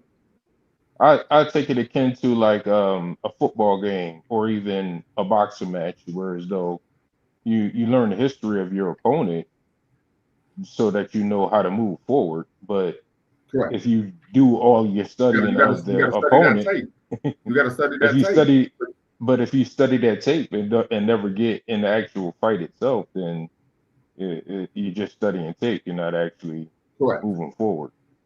And that I would agree with. As someone who used to play football and used to box, at some point you got to take what you've learned on film or on tape and go into the ring and implement it. I would agree 100%. Let's see here. There's a comment from someone that says, I met MK even though we were from opposing sides, and I can say going through this system as a juvenile and seeing and experiencing the things I did, I realized that we weren't meant to survive because we're constantly being set up. So if you could tap in and be part of the conversation, definitely would like to hear really a deeper dive in terms of what you're referring to and what do you mean by that. When you talk about the criminal justice system, I think most people are aware that the criminal justice system is inherently racist. We know that Black people receive 2/3 as much time as their white counterparts for the same crimes. There have been empirical research done to substantiate that. But of course, I've always pushed the best way to deal with the criminal justice system is to not be involved in it. We also know that the criminal justice system is used as a way to deal with social problems, particularly individuals who are considered politically or socially undesirable, right? And the great example of that, of course, is what took place with Geronimo Pratt. Of course, there are an innumerable amount of Black men and women who were activists who were wrongfully imprisoned. One would be Mumia Abdul-Jamal, Assad Shakur, etc., where we know the criminal justice system is used as a way to deal with people who are politically undesirable. There was even a time where I was in a county jail, and they had me in isolation. And I remember my cousin told me they had on the screen where you could go on and see who was in the county that I was a considered a threat. And there was an individual who engaged in the prison ministry who was my former guidance counselor in high school, and he was able to get me out of isolation. And he said the reason why they put me in there because they thought I was a threat to organize my fellow inmates. So something to, of course, consider when we talk about the criminal justice system. But K Camneck, I hope that you can tap in and be part of the combo. The link is in the description. The link is in the chat. You all are watching LumumbaSpeaks.com, a Black Empowerment initiative where we believe we could gain a competitive advantage for always betting on Black, in conjunction, of course, with Beacon Network, the Pan African social media extraordinaire. Make sure you like, subscribe, and donate. Once again, opening the floor back up. What say you? Yeah, I mean, personally, I believe that, Haiti has had a huge influence, not just on the black diaspora, but on the world entirely, because, it wasn't just black people that were taken advantage of all over the world. There's been racism and people being exploited all over the world, and the idea of downtrodden Africans on a small island in the middle of the Atlantic Ocean to fight against their oppressor and take over the land was inspirational, not just for the African diaspora, but people all over the world to go ahead and fight against oppression. So no, I think they made huge strides through the history of mankind, and they ought to be the ancestors of those people ought to be respected for their achievements if we can help to move them forward, and hopefully as the diaspora we can help to straighten things out But brother, in they gotta Haiti. want to help themselves as Haitians. Really. Right. Well, I Yeah. mean, so Well. that in itself is problematic because the supposition of your statement is that they aren't engaging in actions to better things in their country. And as we said, and we've gone through this before, you did not provide any empirical research, right? That substantiates the fact that there aren't individuals who are working to better things in Haiti. And like I said it before, the issue isn't because of Haitian incompetence. The issue is due to what foreign meddling of Haitian civil society. So, in order for Haiti to be great again, the issue would have to be addressed of Western imperialists undermining Haitian sovereignty and fomenting civil unrest.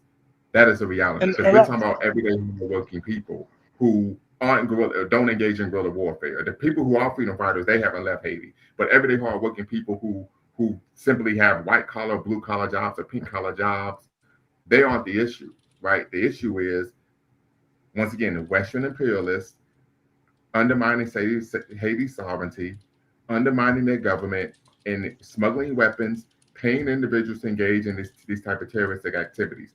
That's the issue that has to be no, I, addressed. I hear you, Dr. Lumumba. Allow me to ask this, and this is a very simple question: how does Haitians literally fleeing Haiti and moving to the U.S., the same U.S. that they claim undermines Haiti, these Haitians in the U.S. are paying taxes to the U.S. government and the U.S. military that they claim is undermining Haiti? How does this benefit Haiti? Okay, well, Well, one, go. everybody in the United States pays taxes. I'm an African American. Thank you. I will Exactly. Yeah. hold on, let me finish. I'm an African American. I pay taxes, and I know the United States government works tooth and nail to undermine the black community. That's not something you can deal with. But one of the Yeah. things that the Haitian diaspora is able to do is because they are in America and able to make more money. They're able to send money back to their family. Right, they're able to use the platform of being in the United States to put out information. Right, yeah, of course everybody pays taxes, of course, to and But, make the world but aware you're of proving my mistakes point faced. though. But no, are you asking me a question? I'm going to finish. Yeah, I'm Another listening. great Go ahead. example is Dr. Jimmy Pierre, who is the leading scholar on the history and politics of Haiti in North America.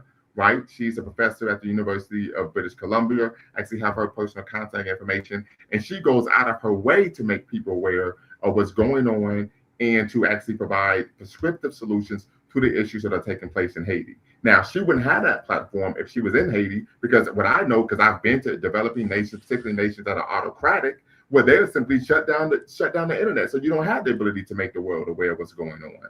A great example would be in what's going on in Togo with our sister Farida Namblule, who of course is working on one of the chief architects of the Fraud as Go movement in Togo, right? But what we also know is that whenever we find these type of autocratic, dictatorial governments or oppressive governments, or there's a lack of development, what typically is the case? And Mr. Sandman, Liv Nika, and of course Mr. K can speak to this. They typically are backed by Western imperialists. Yeah, that's exactly right. Let me say this. Well, can we not speed past that? How does being dependent on the U.S. dollar benefit Haiti? Okay, let me answer this guy. I got to answer this guy, right? Yes, Go but I ahead. want the doctor to answer, but you can answer too. Go But ahead, brother. I answered the question. The question was You did how not. would them I'm being in saying, the how does United being Oh States? man. dependent on the You U.S. can't. You're dollar? over talking. What you stated was how is them being in the United States going to benefit helping Haiti? And I answered the question. I stated it He, gives them the platform to not only Uh-huh. provide resources, sending money back home to their family members, but also they are Exactly. in a country where they have a platform to make the world aware of what's taking place in, of course, That the means United Haiti's not Nations. self-sufficient, brother. brother, let me say this That's as a checkmate. Go ahead, brother. I'm uh, listening. That's not a checkmate. Go right ahead. okay, as Dr. Lumumba already reiterated multiple times, Western influence, Western imperialists undermining Haiti's sovereignty. Let You me got to ask you this fight question. back and win. Okay, let me ask you this question, Mr. Yeah, I'm Hoodoo. listening. Let me ask you Go this ahead. question. Do you believe that Western influence and Western imperialists undermine Black Americans in the United States of America? Definitely. Oh, okay. So you don't do you believe that they do the same thing in Haiti? Definitely. And you got to fight back against it and win. Don't run away. Oh, so what you're saying is the as to the state of Black Americans in the United States of America, they're continuously I fighting agree. to this day. I So agree. you saying that because Haiti's fighting, you don't think Haiti's fighting to this day? Is that what you're You saying? you ran to the U.S. No, you're not fighting. Well, The How do Haitians you? first in and Haiti. foremost, Let me answer How stop, do that. you? The stop, stop, Haitians. stop. That's not true. Only, Don't be only triggered. 'Exactly. 2%, Let me answer this only guy. 2%. Let him Like I answer. said, and stop, because I will kick you off the show. I said it at the top of my show. I don't allow people to make claims that are adverse to facts. Haiti has a population of 12 million. There's only about Yeah. Exactly. 300,000 people who don't live in Haiti And that's what I'm throughout the addressing. I'm world. addressing the ones that ran. Right? No, you're not. Once again, we're going to have a problem here because you keep moving the goalposts. Right? The What ones I'm Yeah. that ran saying, is who I'm addressing. well, you're not. They didn't run. He's on the panel. He This- ran. this- He's in the So let me U.S. ask you a question. No. We're Yes, I'm not going to listening, do brother. this. Go ahead. I'm listening. No, it's okay because you're not having a conversation in good faith and you're not being productive. This Right? is Our great goal faith. is I'm to saying help. this with love, Our but go ahead. goal, no, it's not love. Right? Our goal is to do what? Help our brothers and sisters in whatever way they can. Because Haiti has been attacked by Western powers since they declared their independence. This is a reality. Whenever there is really perceived black progress, it's followed by periods of what? Yes, I have read the book Confessions of an Economic Hitman. It's been followed by periods of what? Um, racial retrenchment. Racial, This is the which, yeah, reality. exactly. Racial Reconstruction. retrenchment. Same thing The happened same thing here. happened here in the United States. So Yeah. you say that Good. you know that the American government works to undermine the black community, but we also work and pay taxes as well. There's no way to get out of that. If you're in this country and you work, you Yes. have to pay taxes. But we're There's from no way here. We around didn't it. run here.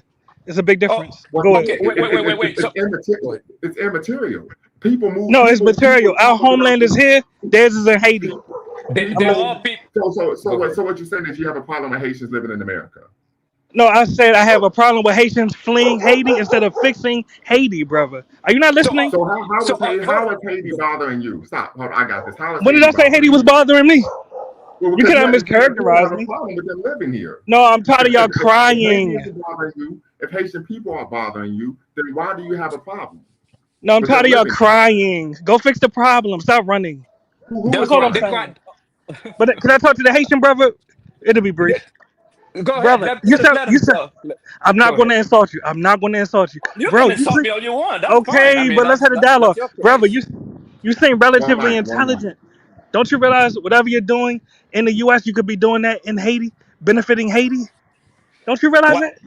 What makes you Let me think ask that you a I'm not question. doing that? Have I'm you ever not been to doing Haiti? both. Hold on, Exactly. wait. Let Have me you ever answer been him. to Let me answer. Haiti? Say it again. Have you ever been to Haiti? Yeah, I went on a damn with an HBCU. I went down there, gave out sanitary wipes, water, toilet paper. Yeah, I've been to Port-au-Prince back in '07. Okay. Yeah, Back I've in been down there. '07. All right, so Okay. to the brother, don't you realize I'm not insulting you? You seem intelligent, bro. Whatever job you're doing in the U.S., you could be doing that in Haiti, helping your people, brother. Paying But taxes in Haiti, brother. okay, Don't you listen, realize listen. that, Okay, can I answer your Hey, question? Are well, you hold are on. you yes, ready sir? Paying to taxes listen? doesn't address Bro? Let him Western answer. interference I'm trying to in wake him Haitian up. society. No. Let him speak, Dr. Stop, Lumumba. stop, stop, stop. I got this because you keep not wanting to address the actual what the elephant in the room. You can pay all the taxes you want. That doesn't change the fact that Western imperialists are smuggling weapons to the country and fomenting violence and civil unrest. I agree. I'm gonna ask you, how do you get the? No, I'm addressing head on. Hold on. And here's the other issue that we find. While you talk about crime, those are white nationalists talking for us. Because the same thing was said about us during the civil rights and Black Power movement. The same thing was said about us during Reconstruction when we complained. And we never ran away. And we never ran. Don't cut me off. When we never ran away. Actually, that's what the first and second Great Migration was. And secondly, what you're saying that's the same country. Checkmate. That's the same country. Stop cutting me off. The second issue is we never left the country. There are second. Yes, we did. There's a long history of. Now in mass numbers, yes, it's less than 5,000. Stop cutting me off. This is my brother. Platform. Don't be emotional. I'm not being emotional. I just told you. You are, brother. There's a long history of African Americans repatriating to Africa since Paul. Less than 10,000. There's a great book on the subject matter. Titled, less than 10,000. You keep saying let's go ahead. Keep cutting me off, so we're gonna finish this. Well, brother, okay. Hoodoo, man, that's unfortunate because you want listen. The issue is brother Hoodoo, you've got to put it all together. It's okay. Look, I'm not gonna keep playing those games. As I stated, Robert Johnson wrote a book. My bachelor's degree thesis was on the subject matter. Okay. Robert Johnson, Why African Americans Left America for Africa. Every generation since Paul Kufi, African Americans have left this country and repatriated to Africa. The first repatriation goal was Haiti, right? So when people are making these claims, they just adverse the facts. Matter of fact, nearly 10,000 African Americans went to Haiti alone, led by Dr. James T. Holly. So the claims he's making are false. Right, but these are the same claims that FBA members make. Well, you're running and so on and so forth. We never ran, and that's not true. You had African Americans who moved to Canada, part of the Underground Railroad. Right. Matter of fact, in the 1840s, when they had the National Black Convention led by Martin Delany, when they passed the Fugitive Slave Act at the convention, they said, "Okay, we have to get out of this country. What country are we going to move to?" And they said, "Okay, we're going to move to Canada." So the claims he's making is ahistorical. I have a problem with that. Like I said, you can't come on my platform and say things that aren't true. It hurts my credibility as a scholar and as a professional and as an academic. It's just what he's saying isn't true. Yes, the African American scholar Howard Dotson has documented the historical legacy of African Americans migrating to the Caribbean, Canada, and Africa. What are we talking about here? Yeah, what are we talking about here? Right? So like I said, the claims they made up, this is something people do throughout the world. They move to another country. We've historically done this as African American people. But like I said, he's a bullshit artist, and I'm going to tell you why. Because he doesn't want to address the real issue, American imperialism. You could go there and pay taxes all you want. It doesn't change the fact that the American government is smuggling weapons into the country and paying people to be violent, to kill our political opponents of American imperialism. It doesn't change that issue. You see what I'm saying? So this is some of the nonsense we're getting from people who identify as FBA and ADOS. They don't want to address the real issue. We can all work in our communities, send our children to school, but it doesn't change the fact that what? The police come in and do what? Kill us and we're unarmed? Plant drugs on people? That don't change anything. We could be doing everything right. Basically, articulately unopinionated, but not articulately educated. So this is a problem. And I created my platform in 2020. I do not allow people to come on my platform and make claims that are false. I don't allow it. And I never will, because that's not what I'm about. If we were in person, I'm like, man, get up out of here. Man, get this clown up out of here. Yeah, it's I Right? Yeah, but like I said, the issue is when we ask them, how do you address the issue in Haiti? It's extremely simplistic, but they just need to move back there and pay taxes. Okay, fine. But that doesn't address the crux of the issue, that Haiti's sovereignty has been undermined since 1804, and that Western imperialist nations are smuggling weapons and paying people to engage in this hyper-violence so that they can engage in what's known as disaster capitalism and take over the country. No one talks about the fact that I think it was Hillary Clinton went down to Haiti and went during the Obama presidency because she was Secretary of State and overturned the results of a legally democratic election because the person they wanted to win the election didn't win. Going there and paying taxes doesn't address that issue. You see what I'm saying? Like I said, these are surface level arguments. Surface level arguments. Because he doesn't know what he's actually talking about. I have a problem with that. I have a problem. So then he says, well, they're crying. Well, no, that's the same thing white people said when we was doing the civil rights movement. You're just crying. You just want to be a victim. Even though we actually were being victimized. But when you say something about being victimized and now it's something, you're a punk, you're a coward. What type of sense does that make? That's like someone being a victim of SA, and then they report it to the police. The police officer say, well, you just want to be a victim. Why didn't you fight back? Well, the man he's much bigger than me. He's 6'3", 265 pounds. I'm 5'1", 110. Well, if you was a real woman, you would have just fought back. I don't have the physical capacity to overcome someone that's 3 times my size. This is the logic that we're talking about here. This is the logic. You see what I'm talking about?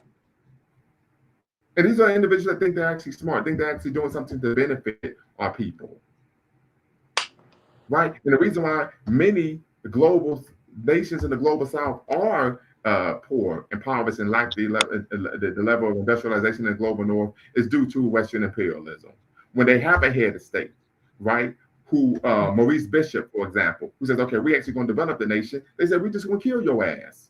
Am I right or wrong, Mr. Sandman? Am I right or wrong, Mr. K? They just kill you and put a puppet in place and keep things going the way they were so that you depended on us so that we can have what? Global hegemony. We're talking about the Monroe Doctrine right here.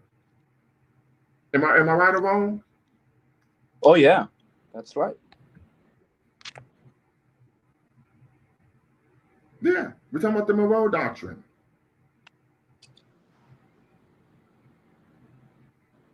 Yeah.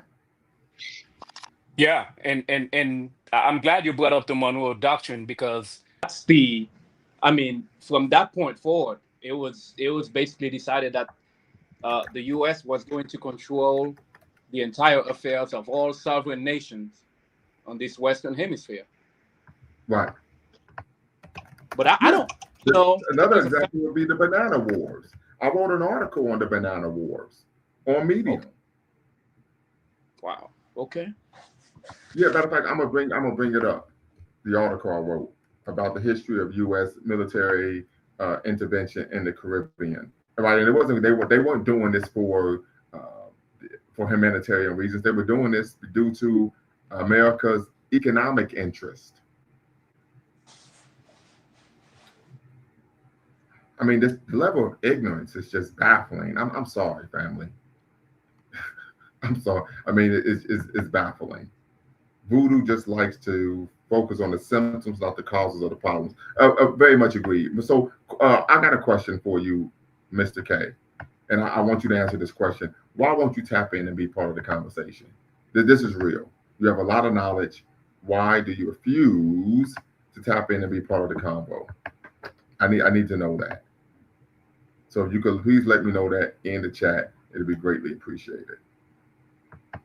Okay. Let's see here. I can find.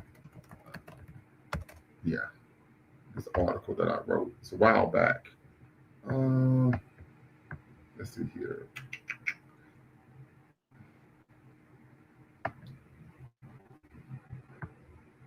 But definitely want to hear from you all regarding that issue.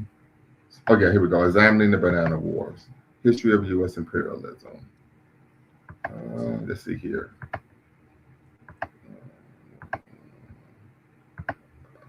Yeah, so here we go. Examining the Banana Wars, a brief history of U.S. imperialism in the Caribbean. Okay, got it. So we see this is a political cartoon depicting Theodore Roosevelt's big stick ideology. Right.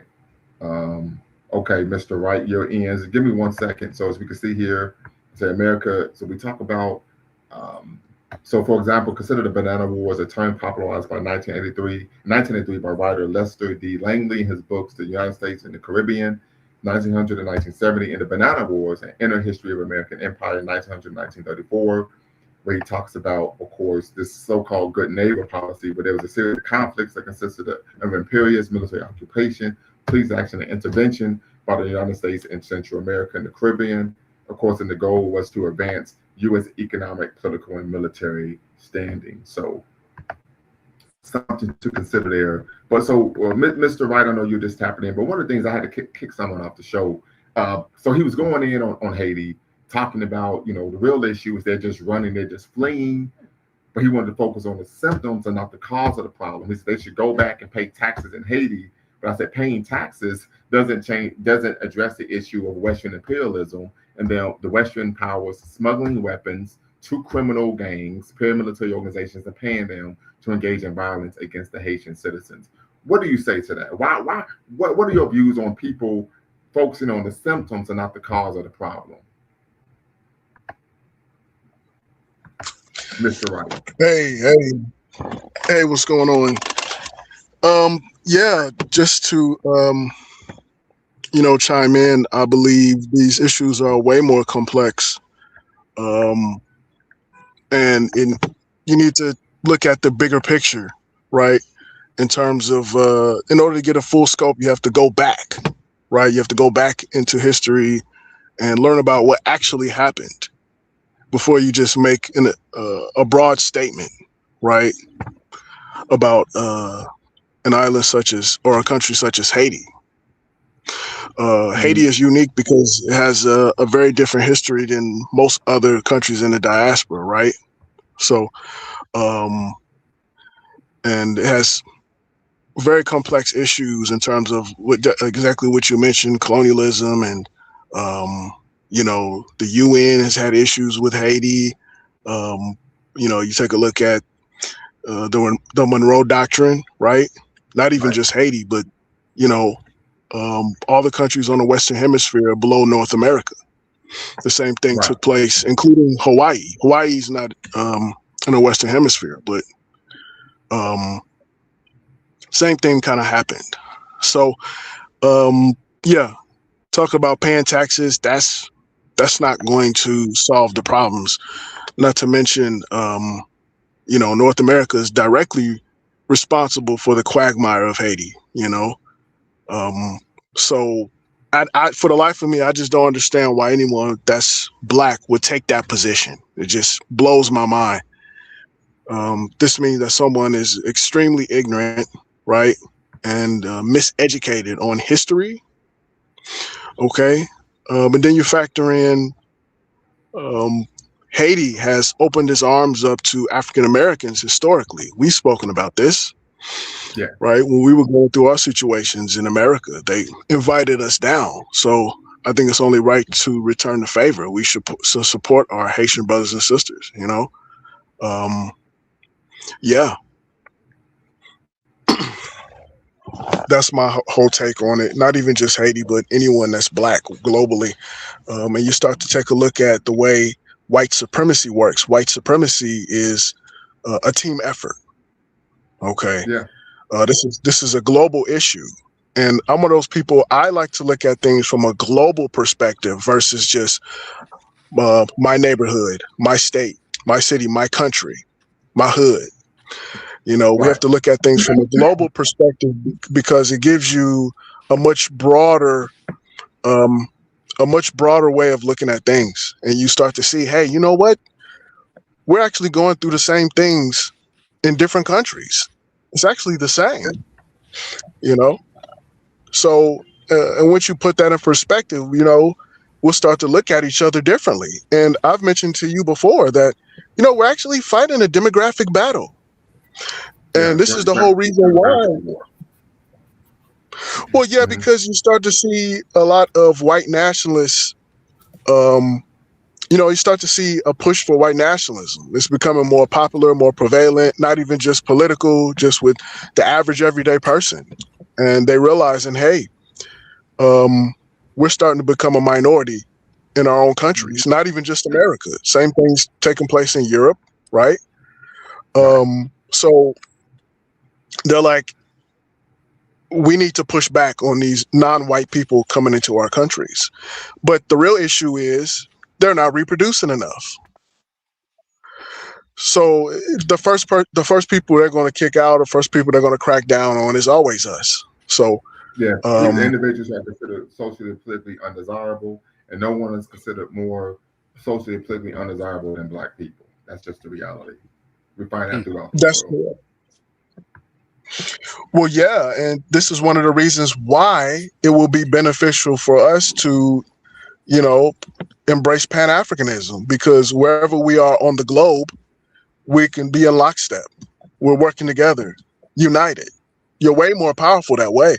This is the way Mm. Jewish people operate. This is the way Chinese people operate. I just told you, this is the way white European people operate. Okay? This is a team effort. But when we're Right. divided, And you very, know, very quickly, I'm going to speak to that point that you just made. I'm glad you brought that up. So this is the Neferkari Dessalines. He's a YouTuber from Haiti of Haitian extraction. So shout out to him, South Passe, right? He states here, United States diplomats currently in South Africa meeting with the white South African separatist groups who want to establish their own independent nation in South Africa, right? Damn. So he says, since many believe that tribalism is the superior ideology, I wish them the best in their endeavors. However, they can show the rest of us idiot Pan-Africanists, right, how it's done. And hopefully they can successfully defend themselves against a coalition of united enemies. As for me, I'm just a dumb foreigner. Good luck, brother. So we see here the U.S. ambassador to the Republic of South Africa meeting and with, from the Solidarity Movement, AfroForum, Solidarity, SAAI, all these, of course, fringe Africana white separatist groups, right? And so this is an example of what Mr. Wright was speaking to, that what? The other groups of people, they understand the importance of working together globally. yeah, absolutely. This is what's going to start to happen more often. They're going to start showing up into places we call our territory, right? Mm-hmm. And they're going to start seizing land. They're going to get involved with politics. They're going to start businesses because life is cheaper in these countries. And they're going to take their wealth, their resources there. And just the same way they did in Hawaii, right? Same way in New Zealand, same operation. But you're going to see that happen more and more over time. But obviously, when you have guys like, you know, Toure in Burkina Faso, right? Ibrahim Toure, Yes. you know, he's removing himself from, you know, French power, right? Removing Burkina Faso from French colonialism. So that's a step in the right direction. Okay. But yeah, I think before we can make any significant moves, we need to, it needs to be a mental, psychological unification globally for Black people. You know, we need to learn to fellowship with each other first, and then we can start to work together, network, build relationships. You know, because, and I want to touch back on what I mentioned earlier. You know, demographics matter. Mm-hmm. And if I could I make one? Can I make one example of someone I had a conversation with? I had a conversation with a buddy of mine from California. He mentioned how, you know, the only reason why you see Black success in Georgia is because there's a lot of Black people there. And he spoke about that in a pejorative way, but I actually said that's a good thing, because the more of your people that's in power, the more of your people that's involved in politics and business, the more they can help other Black people, right? The more they can give opportunities to other Black people. One example will be Bowie, Maryland. Bowie, Maryland is an affluent Black, predominantly Black suburban city outside of DC, right? They have high Black home ownership, right? The net worth is relatively high compared to other cities. Another example would be Fairborn, Georgia, Missouri City, Texas, right? So when you have a certain group of people in power, they tend to want to give more opportunities to people that's of their same race or ethnicity. Am I correct? Yes. Yes, and thank you for mentioning Bowie. I actually live in the Bowie area, but just a slight correction. It's technically Upper Marbles where you see very affluent black people with the mansions and that area. Sorry, that's all. Thank you. Oh, really? Upper Marlboro, Maryland? Oh yes, Fort Washington, Accokeek. Yeah, that area, Upper Marble. Yep. These places Really? were once plantations, and now affluent black people live there. Yes. Now, is this all considered PG County? Yes, all this is considered Prince George's County. Yes. Very interesting. I notice a lot of these areas don't get mentioned when people reference black fatigue. It's always just, low class, dysfunctional black communities, right? That suffer from years of marginalization. But no one likes to talk about black success in the greater DC area or Atlanta, or you could throw in Houston or Charlotte. But these places do exist. I think those people who speak about black people in that way have an agenda, which is very Exactly. Right. I agree 100%. So, But the very reason why I quickly, mentioned, okay, real quick, sorry. Sister Michelle, I know you've been waiting patiently. Want to get your thoughts on the topic of today's show. Oh, okay. I was vibing with Mr. Right 2026. Good point, brother. I appreciate it. But something I just want to revert to when we speak about Pan Africanism. I think we're trying to build culture and unity on skin color, shared history, but identity doesn't pay the bills. Pride cannot fight Hmm. like IMF. The increase in price in bread. A song won't stop. Currency manipulation. So there's a lot Right. of global issues we gotta attend to, And I even in mentioned that, family yeah. system. As much as I love you, because I work in human services, how much I may love my family member, yes, I may put up with them for a day or two, but my electricity bill's gonna go up, food bill's gonna go up. Who's gonna address those needs? Yeah, I love you, but who's gonna address the day to day needs as we evolve as a people? And so the issue, like you said, with the Haitian immigrant situation and what's happened with us in the Black American um, um, demographic here is Black Americans still have unresolved matters, and then the Haitians also, not their fault, also have matters that need to be addressed. But however, America needs that labor, because I work here in the DC area. Is the Afro Caribbeans that are in the nursing homes, that are in the Yeah. hospitals, that are doing the care industry. So a lot of them, those Haitian TPS workers, if it wasn't for them, a lot of these nursing homes would be closed down here in the DC area because they're the Yeah, main ones. it's the same here in Ohio. Same here in Ohio. They typically, I mean, they are in large number in the pink collar industry. Real quick, so I see this quote from I Am the Storm. And this is an example we talk about with individuals that identify as FBA and ADOS, not having an actual plan to engage in actions that help our community, but just promote anti-black rhetoric. So look here, it says you have said nothing about those less fortunate boy, buy tethers, please tether on. So this is what we tend to find, right? Just anti-black immigrant rhetoric, nothing constructive. They're not doing anything to better their community, social, politically, economically, right? But they just like to go in, as Mr. Wright says, punch down rather than punch up. But we definitely know that if it was a white person on this panel, you'd probably be kissing their feet. Yeah, all that really is self-hatred. And it's really brainwashing because like you're right, like it is really just punching down instead of punching up. This rhetoric to turn on your brothers and sisters in the diaspora versus calling out the real person that's pulling the strings, right? And is it Michelle? um Yes. who was just talking before? Michelle? Yeah, you made a great point. I like when you said, there are economic issues that need to be addressed in terms of building wealth and nation building. A lot of people don't know, actually, in Durham, North Carolina, there was self-sufficient black community, and it was actually called Haiti, right? And that's one of the things we need to realize, that um, the world is becoming a smaller place. People are migrating. The white race, their birth rates are low. places are going to start to become way more multicultural. What does that mean for Black people? Black people absolutely have to unite. We're going to have to do business with each other. We're going to have to invest with each other. We're going to have to build. We're going to have to do it based on our Blackness, just like white folk. When they were bringing immigrants into America, right? They were bringing European immigrants into this country. You know, with the Homestead Act, they were giving them like free land. You know, Mr. so Wright, if I may interject, what's that? if I may interject, Mr. Wright, you said free land. That's the economic anchor. Right. Exactly was. Go right ahead, y'all. But did we get our 40 acres and a mule? No.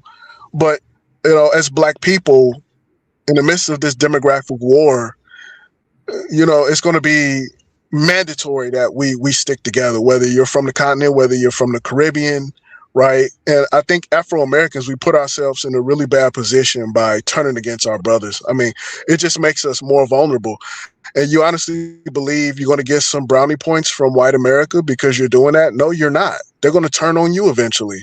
You know, I mean, the same people that you're supporting wouldn't dare give you reparations. Why would they? You know, they say you don't need it. You're not owed that. Who cares? But you come right around and what's that? Yeah, but my question, my issue, I do believe we deserve reparations, but it's not even an organized discussion. Yeah, At this point, well, no one's going to give us anything. They're going to have to do it. Like we can make them do it, but again, but we're not organized to make them do it. That's my issue. Exactly. Yeah, we're far from that. We're divided politically. You know, no one's going to do anything unless they have to. You know, so Yep. I guarantee you, if we hoarded our vote, like we're not voting Republican, we're not voting Democrat, they're like, okay, we need to address this reparations because we want their vote, so we got to give them something. So that's how that's going to get played. Roland's going to snap his fingers, wag his tail at us, and, and let us have it. That's true. That's true. And you know, Roland, I think his studio is in the DMV. Yeah, he's in DC, but lives all the way in Loudoun County. Okay. Yeah, he's another county. He'll be wagging his finger. That's why I get a little flustered with him sometimes. Well, if you look at the way Jewish people operate, I like to reference Jewish people because I believe their response to white hegemony is the way we should respond in terms of power. Right now, they're creating a greater Israel project. You know, they're expanding eastward. And, you know, they're gobbling up more territory. They want to destabilize the Middle East as much as possible, you know, enrich themselves, empower themselves over time, increase their demographics. You know, it doesn't matter where they are on the planet. A Jewish person could be in Argentina. They can be in Tel Aviv. They can be in New York. They can be in London. They're all on the same page. Understand? See how that works? They're all on the same page. Globally. This makes you very powerful. Yes, it does. But may I say something? But also, you got to say the Jewish community, segments of the Jewish community have made money extracted from the Black community, and particularly the music industry from us. Because they get royalties. They get nice royalty checks. Okay. Well, Jewish people, they have their tentacles in just about every industry you can think of. Well, but yes, that's you're right. because they understand the nature of nation building. They've been people on the run for quite some time, for millennia, you know, since the 700th century and so on and so forth. I'm not going to get too far into that history. However, I want to say this about nation building because you know, the issue with nation building, nation sustainment, as to why, you know, they continue, why the United States continue to put barriers and obstacle to this issue of reparation to Black Americans is because it knows that it has a debt to pay, and if it were to pay that debt, that there would be a lot of people in tears, other people groups, right, in tears, particularly the dominant society. You know what I mean? Oh yeah, you're correct. I agree. If they paid that debt, then who's to say anyone else in the diaspora would, demand their colony pay debts for their transgressions historically. And not to mention, this is the way white supremacy works. They're never going to close that wealth gap. White America has 6 to 8 times more wealth than Black America. Not double, Hmm. not triple, not quadruple. 6 to 8 times more wealth. Now, what do they tell us? They tell us the issues that we have in Black America are religious based or morality based, right? You could just be a good person and these are going to change. This is going to change the issues. They never talk about economics. They never talk about empowerment. They do that for a reason. Or they say it's political based. If you just switch over to a Republican Party, you wouldn't have these issues, right? Yep. How about you close the wealth gap? Reparations would do that. And like the sister mentioned earlier, Upper Marlboro, Maryland, take a look at the socioeconomic status of the Black people in those communities. Do you see a lot of the issues that you would see in somewhere like Baltimore on the lower socioeconomic end of the city of Baltimore? You don't see those issues there. Why? But may I say something? Even though you may have families who live in Upper who are very well to do, their cousins aren't doing so well, if you know what I'm trying to say. You could have a white family and generations of them are doing quite all right. But the Black families here in the DC metropolitan area, they may have a cousin, maybe 1 or 2 removed, who's living more in District Heights or living in the city itself or being pushed out to Baltimore. Again, because if you really peel those family lines, you'll see where the gaps are. But however, they as an individual are doing well. So I get it, but we as a people really need to look at ourselves as a collective because we were all casualties of the war on drugs. I have an uncle, he died many years ago, but he was taken by the substance use back in the 80s. But my parents did well, but they had to sometimes go into the city and get him because the police called and, all those issues. I had a lady, I worked with a lady, all her brothers are in jail, but she is a top level government contractor, but all her brothers are in jail. Oh, wow. Mm-hmm. And in DC, you mentioned DC. We're so close to DC. Like they started off like like that particular lady I'm thinking of, she grew up in Northeast. What happened with her? She was actually even a teen mom, but old school family system. When she had the baby, the family took her child and raised the child so she can go to school and she was able to get her career and life together. Because if the family member did not take her child, she even said, I probably would have gotten caught up too. Okay. Are you familiar with U Street area? Yes, U Street area, not too far from Howard University. They it's very gentrified now. Very gentrified. Wow. Yeah, that was U Street was the predominantly Black business district of Washington D.C. historically. That was basically bulldozed through urban renewal projects. Oh yeah, UDC's down there. There's Chili Bowls in that area. Yeah, a lot of Black businesses. And there was an incident where a Black business owner, and he had some issues, and he was caught saying some things. Yeah. But now it's being so gentrified. Well, I was going to say that was our version of Little Korea or, Little Chinatown or Little Italy. But through public policy was, destroyed. And, you see Black America today and, we don't have wealth that can compete with other racial groups. And that's directly related. So, yeah, you're right. There are economic issues that we have to address. But, we're fighting up against a juggernaut, right? White supremacy is a juggernaut. So, and on top of that, we have people on our side that seem to be on our side, but they're actually fighting for the other side. They're on the other team, but they got on our uniform. But real quick, we want to go ahead. Go ahead, Michelle. Go ahead. Well, let's look at popular culture right now. The biggest song in America now is called "Spend That." I mean, so Michelle, you gonna spend that or what? You know what I'm saying? You won't get no money and you can't get the job done yet. Where all my scamming ass at? Where my scamming shorties at? Put that in the air. You know what I'm saying? but real quick, I'll just make sure we recenter the conversation around of Haiti and what the general public and of course FBA, ADOS gets wrong about Haiti? Can I give respect to Haiti in terms of when they got independence? And one of the claims that Black people in America are saying that Africa, once slavery ended or whatever, they never came back to Africa because they didn't have ships. Haiti had the ships. Haiti was ready to fund Black liberation, but it was infiltrated. Nobody wants to talk about that history.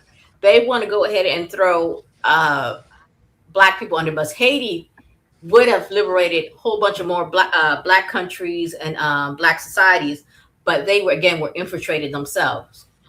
So Well, therefore, yeah, well, Haiti did fund a number of revolutionary movements, right? In the what many people would now call the global South. We also know that during the reign of King Henry Christophe in the northern part of Haiti, he actually had a navy, and they were out on the open seas capturing slaving vessels and liberating enslaved Africans on transatlantic slaving vessels and bringing them to Haiti. So that's something that they did do.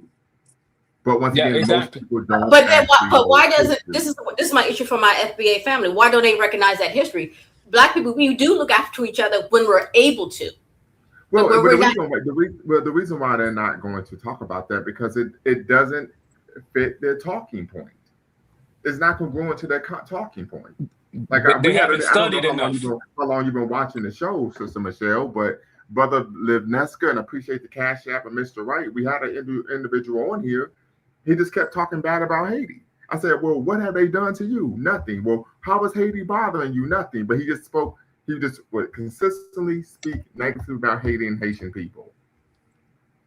Right? And that's I what I asked him, I said, if you were a head of state, if you were the president of Haiti, what would you do to to fix the issues in Haiti? He says, well, I would create policies to actually, he said, I would create policies to bring the Haitian diaspora back home. I said, well, that's already been done. But that doesn't address the fact that Western imperialist nations are smuggling weapons and paying people to engage in terroristic activity against Haitian civilians.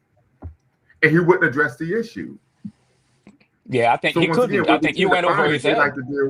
they like to deal with the symptom and not the problem. And it doesn't matter how long you talk to them. You can talk to you blue in the face, as my parents would say. They don't care. They won't move off that position. What's Sony and Garvey? What's the word? What's going on, family? I appreciate this conversation here. And before I continue, I want to say sakpase to all the original men and women in the chat.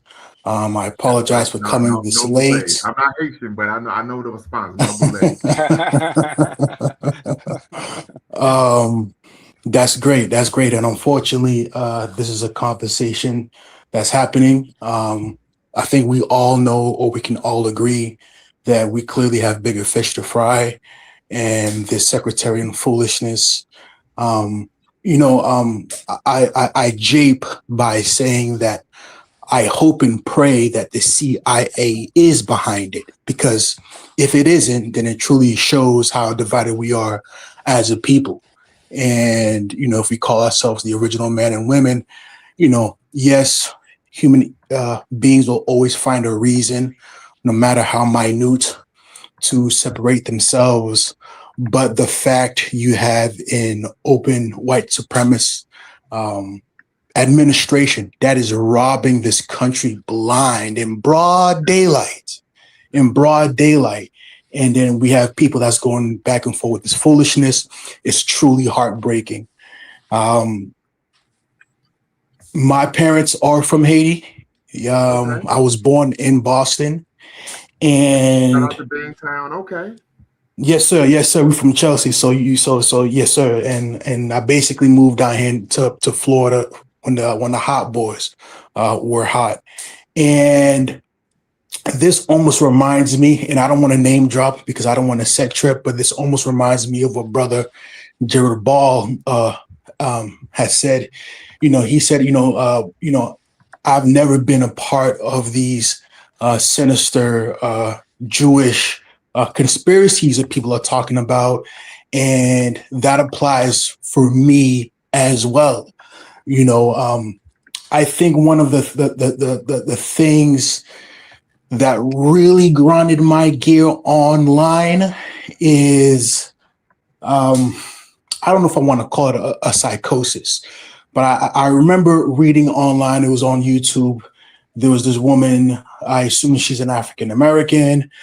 They're in line at a gas station. People are trying, where everybody's in line. And she said that I guess there was this Haitian person that was on the phone. Listen to the insanity. And he said, and she said that he spoke loudly to let everybody know in line that he was not an African American. This is absolutely stunning here. And again, it's sad because as you know, and everybody, I would presume others know, Haiti has allowed not only African Americans, but when independence happened, they basically said, we can't return to Guinea, but this is our Guinea. And Haiti was supposed to be a haven for all African people. So when I see this, for me, an imaginary beef, we're not talking about people in the streets. We're not talking about dope boys. We're not talking about shooters. We're not talking about gangbangers. It is what it is. It happens. But when you're talking about just regular human beings going back and forth for something, I want to say trivial, but I don't know what to be trivial about. Again, it's really heartbroken, and I don't know. I don't know where we go from this point. They are a small but very vocal minority, and I mean the deriding I'm seeing for these right wing grifters. I don't know. I truly don't know. I've always said this. My mother, she did not critique African American culture. If she critiqued anything African American, it was my current generation, which is millennials. But she basically spoke like Bill Cosby. It was really that simple. And that's really all it is. And as another African person, I too feel some type of way when I hear other people, Haitian or not, saying that African Americans don't have any culture. Just thinking about the Gullah Geechee. When I was young, they had that TV show on Nickelodeon, Gullah Gullah Island. You don't know what you have until it's gone. So yes, again, I can understand why someone would feel some type of way, but it truly isn't that deep. When I'm around Haitian, Caribbean, African people from the continent, there isn't this conspiratorial, hey, these African Americans this or blah blah that, no more than anybody else. And for example, I'm listening about the Civil War, some of these podcasts, and I'm listening to what African people had to go to before, during, and after. And it's like I hear more issues about what the diaspora is doing now in America than the injustices that happen to African people. So I've already spoke too much. Again, I appreciate all the time you guys allotted me to speak, and I'll go ahead and close my mouth. Thank you. Well, real quick, brother. First off, I want to just say thank you for your soliloquy. Number two, I've stated this, so this isn't hyperbole. Anyone who knows my work, particularly my writings on Medium, when I say this, I believe Haitian people are the greatest group of African people on the planet Earth. What you all were able to do over the course of 13 years, insurmountable odds and considered unachievable, create the first Black Republic in the Western Hemisphere and defeat not only the French, the British, the English, the British, the Spanish, and the French in succession is absolutely, I think, remarkable and should always be something that we take pride of as African people, particularly those of us who are in the Western Hemisphere. But my second question, but my question is, as a member of the Haitian diaspora, two questions. One, what can we do as concerned Africans in the Western Hemisphere to help Haiti? And two, what do you believe? I appreciate the super chat. What can we do to help Haiti finally gain true and actual sovereignty? We know historically Haiti's sovereignty has been undermined since Dessalines declared independence, right?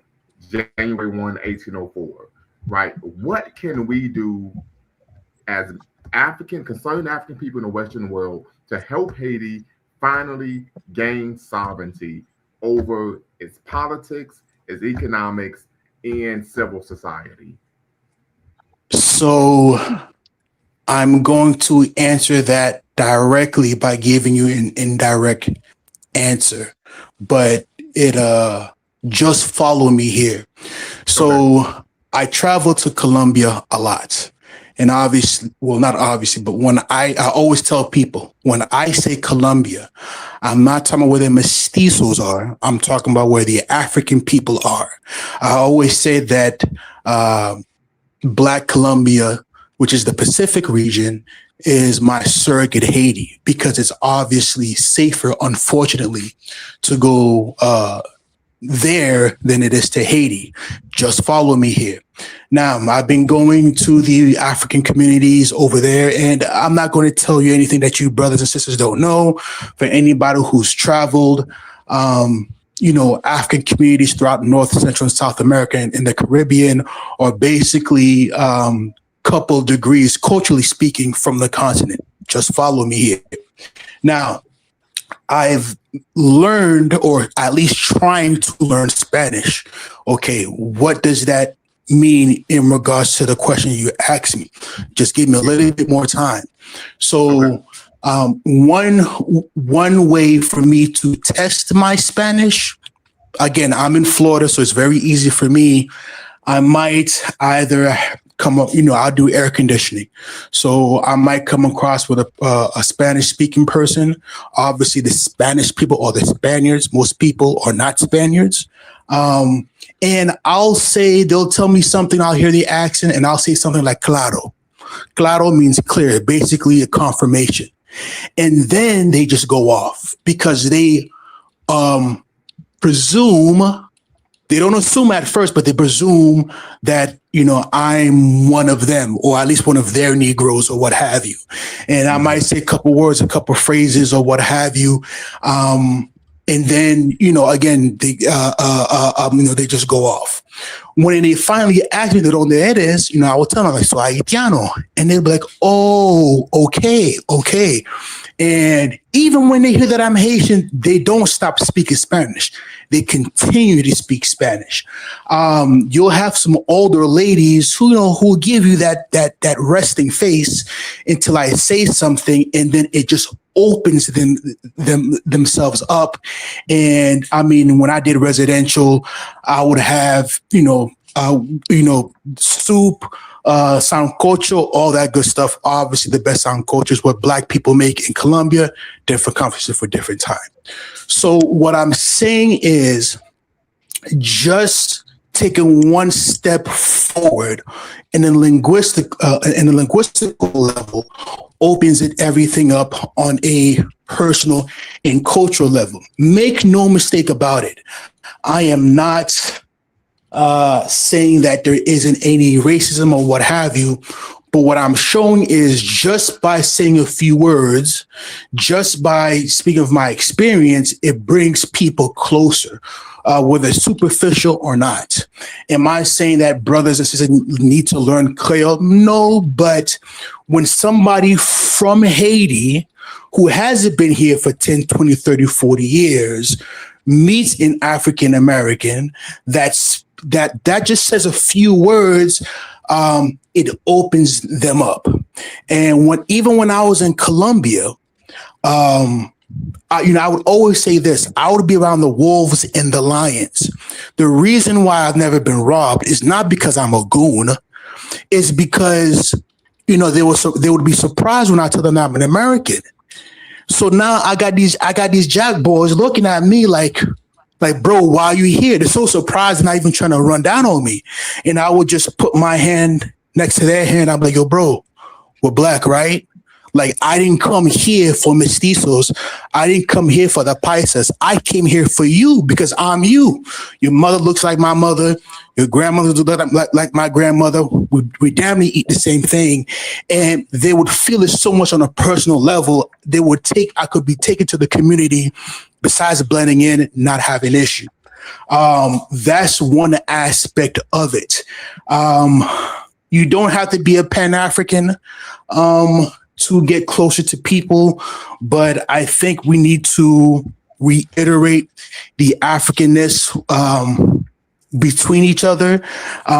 Like, I would really love, the Gullah Geechee and, let's say, Haitians to get together because the strong cultural similarities, or at least the foundation of it. On a political level, that might be trending into somewhat perilous waters, only because now, you can do what we can connect on an ideological level, but there has to be a connection from the African communities in the United States to those in Haiti. Are you willing to go to Haiti? Are you willing to bring in a Haitian person, let's say to, any social area or college or what have you? Another big thing that some people don't think about, which is crazy because it applies to us to a church. Now, I'm a non-believer too, but I always say this: voodoo is our foolishness, and the Europeans' religious foolishness doesn't take precedent over ours, I should say. But let me be respectful for those who are believers. But how much? Brother, real quick, this is a platform where we believe in always betting on black, and so we don't believe in giving respect or credence to something that's nonsensical. So, and we don't. But here on my platform, we don't respect Abrahamic religions because they have a long history, not respect. Thank you. Thank you. But that's even better. But, and again, it takes a lot, but just imagine just going to a Haitian church. Hey, my name is, let me be stereotypical, according to white people. My name is Tyrone Jackson. I'm from the Black Community Center, blah, blah, blah. We understand us as an African people, our resistance globally, whether they're Africans in Haiti and the United States. Obviously, there is history between us, and I would like to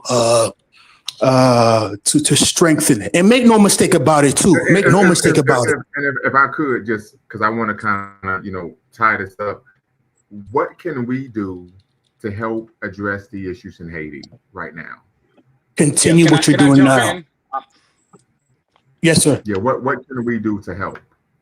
Yeah, can I jump in? Because I'm gonna head out. I just want to say this piece to answer your question, Professor Lumumba, and then I'll jump out. Great conversation.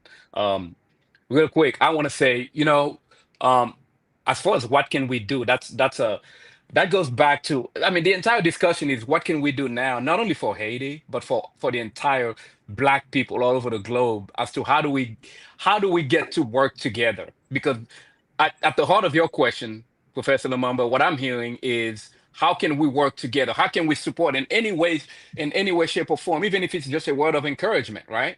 That's what I'm hearing from that question. So I want to say, when I studied theology, I had to study systematic theology. When I studied education, I had to study pedagogy, curriculum, instruction, and assessment. When I studied business or computer science, I had to study systems and computation. When I studied, finance and business, I had to study economic systems and financial theory. So my point is, systems thinking implies to every field of study. So let me just say this: economic, education, entertainment, health, labor, law, politics, religion, sex, and war. Your platform, your people know what I'm referring to. you know, Yeah, these Dr. areas of Francis Cress activities, Wilson. you know, exactly. And what's the other brother there who really created the theory? And then Francis Cress Wilson went and continued with it. He passed away earlier this year too. Oh man, I can't. But anyhow, these areas of activities, they funnel into knowing who we are, knowing how to do nation building. I mentioned that earlier. Nation building lies at the heart of this colonial project because wealth, economic empowerment is part of this, is part of what that's what they wanted to do. They want to own us and take everything we got. So I'm going to read What to the Slave is the 4th of July. That's my tradition. That's what I'm going to read with my beautiful wife, who's an Mhm. African American woman, you know, who's a black woman from the United States. I'm going to read that with her and our children. We're going to read Frederick Douglass, What to the Slave is the 4th of July. And he brings up Real the quick, brother, American hip hop. what country are you from? Oh, I grew up in Haiti, brother. I grew up born and raised in Haiti. And then I Okay, came very here. good. Okay, sans passer, yes, sir. Grazie Nampule, Boni. Nampule. Grazie You Boni. know it. Garon In Mon. Port-au-Prince. Garon Mon. That's it. That's and, it. and real quick, you know, I want to make you all aware of the store on my. Let me see if I can you all see this? Okay, there we go. You know, so YouTube, of course, Lumumba Speaks on YouTube. We have a store, and then one of the things that we have on here is we actually had the boys came in US bomber jacket, right? Oh, Definitely, wow. Oh, you know, like when I say I'm serious about putting on for the first Black Republic, you know, that the Avengers of the New World, I'm serious. So you had the boys came in bomber Yes, jacket sir. there. Of course, we have the okay, so Reclaim Who You Are, but Always Better on Black t-shirts, the Hank Aaron t-shirt, and then of course we had the Bet on Black iPhone cases. But just want to make you all aware on the store. So if you can go to the store at Lumumba Speaks on YouTube, and of course shop via drop shipping. But just want to make you all aware. When I say I'm really about that life, I'm really truly about that life. Aye Bobo. absolutely. I Aye Bobo. appreciate that. That's great. I will definitely patronize your store. So yeah, let me say this. So we're gonna read Frederick Douglass because he brings up the hypocrisy, the American hypocrisy, as to Yes. how they can celebrate, right? They can celebrate this greatness of liberty, prosperity, and you know, and yet they fail to do the basic thing by realizing that they build this on the labor and suffering of enslaved Black people here in the United States. So, Right. nation building, what can we do? History. We got to continue to teach our people economic history, which is why my brothers here and sisters here who call themselves FBA, I weep and lament over them because I realize that they are neglecting history. And this is a new Yeah. phenomenon because 50 Right. years ago, this wasn't the case. The average Black person here in the United States had some inclination of their connection with the diaspora, with Haiti, with other countries. So I don't know what's happened with in the past 10, 15 years. This is a brand new thing. So what can we do? History. You know, I like to systematize it. I came here from Haiti. I have learned. I sat at the feet of many of my Black brothers and sisters who are Black Americans, and including you, Professor Lamamba, because all of you on the planet, Mr. Wright, you know, and the lady that was there. Real quick, brother. You know, we prefer the term African Americans here at Lumumba Speaks, and I'm gonna tell you why. Okay, okay, Because African Americans are the only racial ethnic group in this country that are identified by a color and not a geographic place of origin. excellent. Right. Okay, So I prefer the term I am an African American, not a Black. I don't know anywhere called Black land. Right. So I am a African American. And so once again, this is some of the knowledge that I was able to gain from Dr. Ali Missouri, his book, The Africans of Triple Heritage, that I believe was published in 1984. So oh, I'm gonna add that. 43 years Okay. ago. Yeah. So, but very quickly, back family, before we close out, I would push everyone to, if you can, please go online, read Dr. Jemimia Pierre's book. She's a Haitian sister, by the way, professor at the University of British Columbia, titled Haiti as Empire's Laboratory. Okay. And of course, the article, she discusses the United States and its allies push renewed foreign intervention, the uses and abuses of the First Black Republic as a testing ground of imperialism, offer stark warnings. Haiti still struggles to be free. So until next time, family, Y'all know what to do. I appreciate everyone for tapping in. We're going to try to make sure we're bringing in shows on a regular basis, right, for you all, but definitely appreciate everyone for tapping in. Until next time, family, y'all know what to do. And don't celebrate the 4th of July tomorrow. All right. Peace. Before you go, make sure you hit the subscribe and like button.